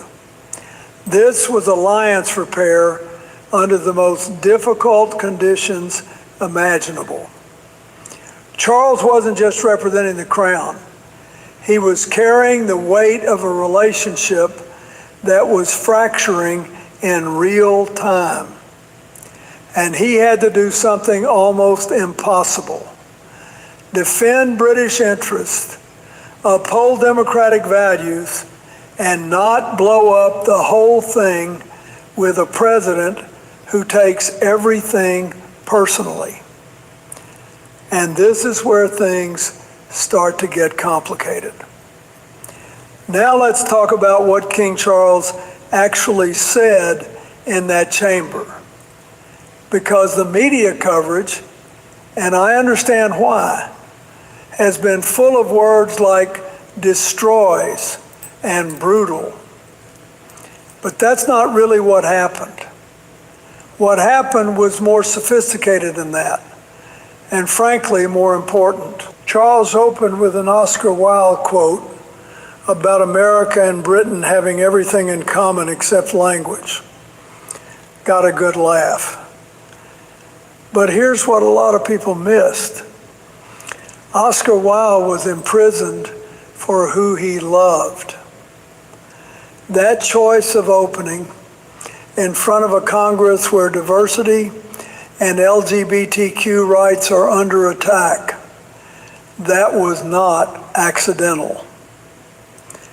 Then he moved into the substance. He talked about NATO and Article 5, and he was unequivocal. He reminded that room that after September 11th, it was America's allies who invoked Article 5 for the first time in history. They came to our defense. He said allies stood with us shoulder to shoulder through 2 world wars, the Cold War, Afghanistan. IBMB. That was a direct response to Trump's claim that allies never sacrifice anything. Then he called for unyielding resolve in the defense of Ukraine at a time when this administration has been reluctant to provide more aid to Kyiv. He talked about safeguarding nature and the disastrously melting ice caps of the Arctic, never once using the words climate change, because he knew those words would shut half the room down. He praised checks and balances, an independent judiciary, and interfaith dialogue. And he closed with a line adapted from Lincoln's Gettysburg Address. The world may little note what we say, but will never forget what we do. Now, Charles didn't call anyone out by name. He didn't have to. Every single point he made was a mirror held up to policies this administration is pursuing. That's not destruction. That's diplomacy at its sharpest. Now, I want to be fair here, because fairness matters, especially when you're talking about a sitting president. Let me give credit where it's due. President Trump hosted this state visit. He rolled out the full ceremony. The South Lawn arrival, the state dinner, I agree. white tie, the works. First time we've seen that kind of event in nearly 20 years, since George W. Bush hosted Queen Elizabeth in 2007. Trump was personally warm with Charles. He talked about his mother being Scottish, about her love for the royal family. That's genuine. I believe that. And at the state dinner, he praised the King's speech generously. He said Charles made a fantastic speech. That's the right thing to do as a host. So I'm not going to sit here and say everything Trump did was wrong, because it wasn't. But here's where the judgment errors come in, and they matter. This powder does 3 things that they will charge you $10,000 for, but the FDA approved it. First, at that dinner, Trump publicly claimed that King Charles agrees with me even more than I do. Yeah, he did that lie. Iran should never have a nuclear weapon. Yep. Now, folks, a constitutional monarch cannot take sides on foreign policy. Charles represents the crown, not the British government's position. I knew that was a By putting lie. those words in the king's mouth publicly, Trump put Charles in an impossible diplomatic position. Buckingham Palace had to respond. That's a breach of protocol that any experienced leader would have avoided. Second, the White House posted a photo of Trump and Charles with the caption, "Two Kings."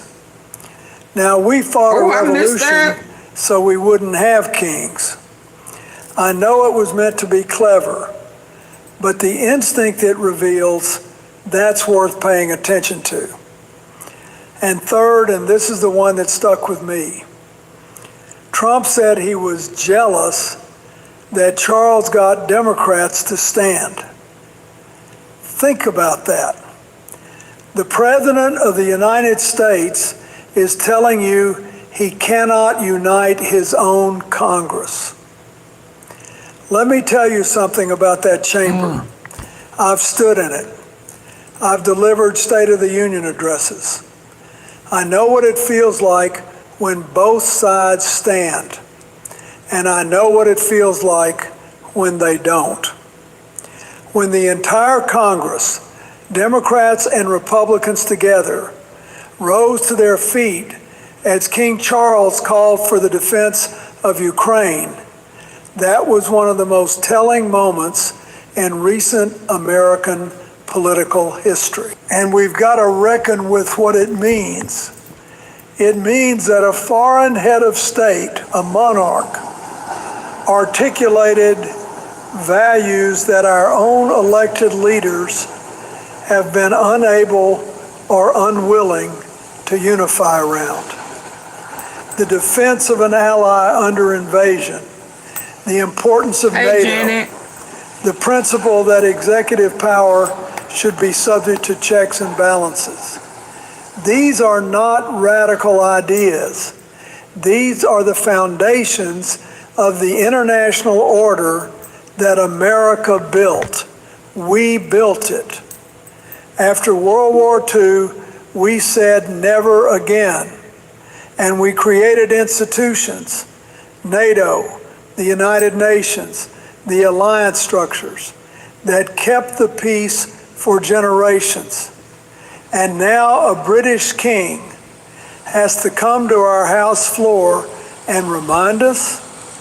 This incredible mold remover gel can restore your bathroom and tiles to their original shine in just 15 minutes. Now look, I'm not celebrating that. I want to be very clear. This is not a victory for anyone.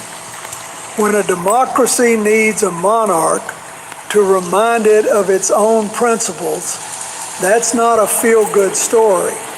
That's a warning sign. Yeah, I mean, you done got lost. Just weeks before this visit, Democrats wouldn't stand during Trump's State of the Union. Republicans couldn't bring themselves to criticize policies that undermine the judiciary and congressional authority. The chamber was divided, bitter, broken. And then Charles walks in. And suddenly they remember how to stand together. The question I keep coming back to is this: why did it take a king to do what our own leaders should be doing every single just out of order? That's the institutional crisis we need to talk about, not the speech, the silence that made the speech necessary. Now, we've got to appreciate the strategy behind what the British did here, because this was masterful diplomacy. Absolutely, I agree. And I say that as someone who has spent a lifetime in rooms where the real negotiation happens in the margins. The UK government crafted this speech through Charles deliberately. He's a constitutional monarch. He speaks for national consensus, not for one party. So when he defends NATO, that's not Labour talking or Conservative talking. That's Britain talking. That gives the message a weight that no prime minister could carry right now, especially not Starmer, whom Trump has personally attacked. The humor was the delivery system. The Oscar Wilde opening, the joke about not being here for a cunning rearguard action, the War of 1812 quip at dinner. I'm sorry to say we British made our own attempt at real estate redevelopment of the White House in 1814. These got the room laughing. And when people are laughing, their defenses come down.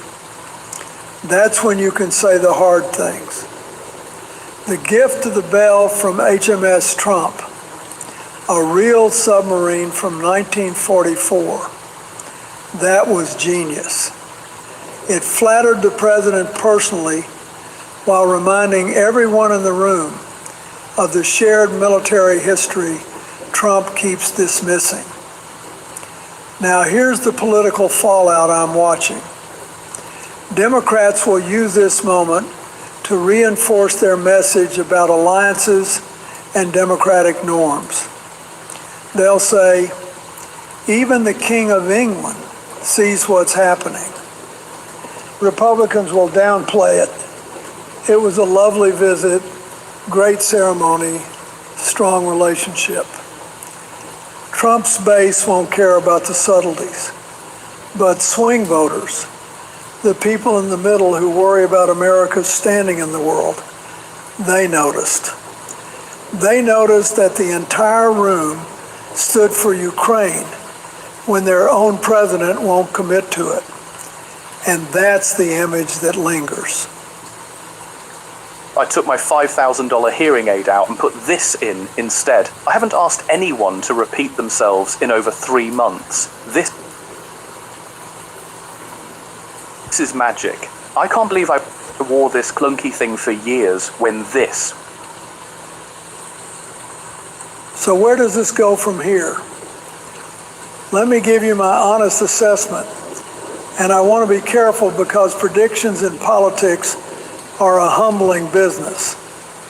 I've been wrong before. Everyone has. On U.S.-UK relations, the charm offensive may soften the edges temporarily. Trump clearly enjoys the pageantry of royalty. He likes Charles personally. But the structural problems haven't changed. The disagreement over Iran is deep and real. The tariffs on British goods are still in place. The leaked Pentagon memo about the Falklands revealed a punitive instinct that doesn't disappear because of a nice dinner. If Starmer continues to hold his position on Iran, and I think he will, Trump will turn the temperature back up. The visit buys time. It doesn't buy resolution. On domestic politics, here's what I'm watching. Buckingham Palace had to publicly respond to Trump's claim that Charles agrees with him on Iran. That's already a diplomatic incident, even if both sides are trying to smooth it over. A constitutional monarch cannot be seen endorsing a foreign president's war policy. The palace will never confirm what Charles said privately.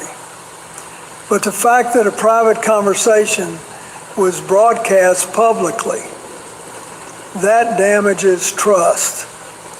And trust is the currency of diplomacy. On Trump himself, the two kings framing, the jealousy comment, the Iran claim. These are small moments that accumulate.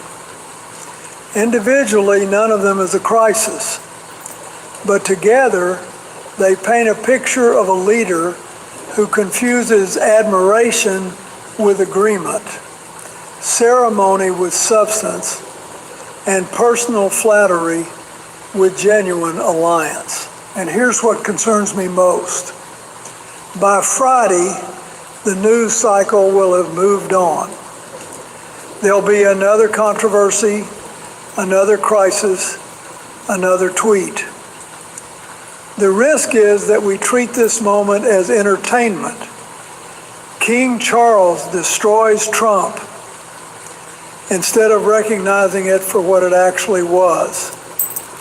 A serious diplomatic intervention at a time when American leadership is uncertain and our alliances are fragile.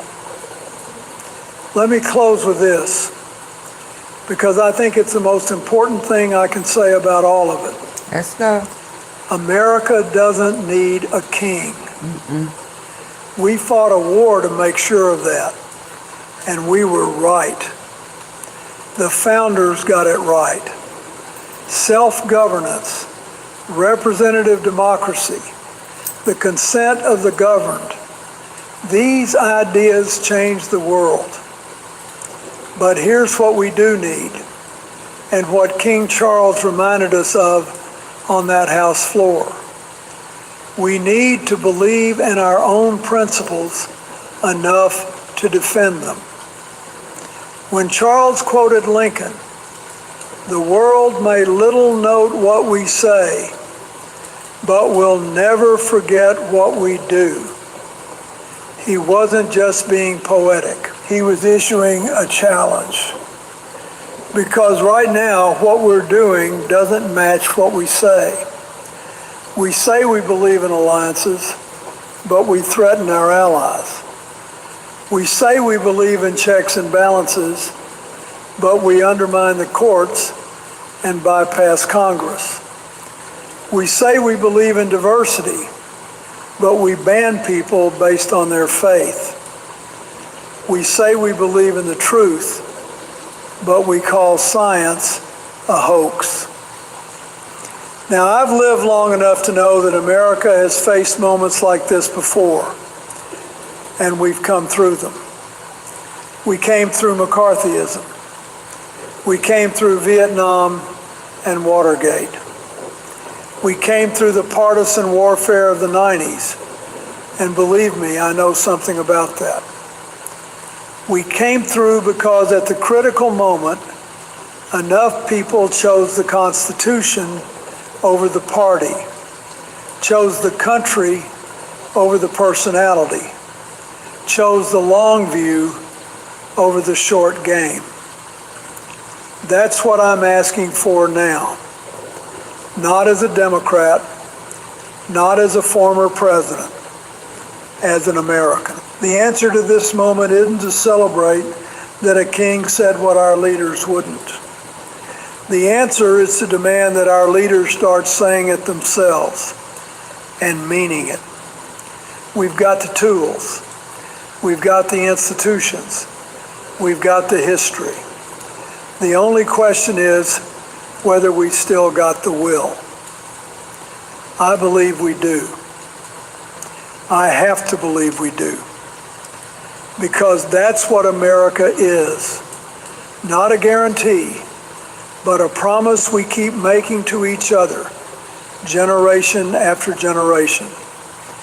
And folks, it's time to keep that promise again. Oh my gosh. Okay, Why y'all, didn't I good find night. This thing sooner. If I you've gotta ever go to tried sleep. fixing a sink or replacing a pipe at home, you know how frustrating it can be. The space under the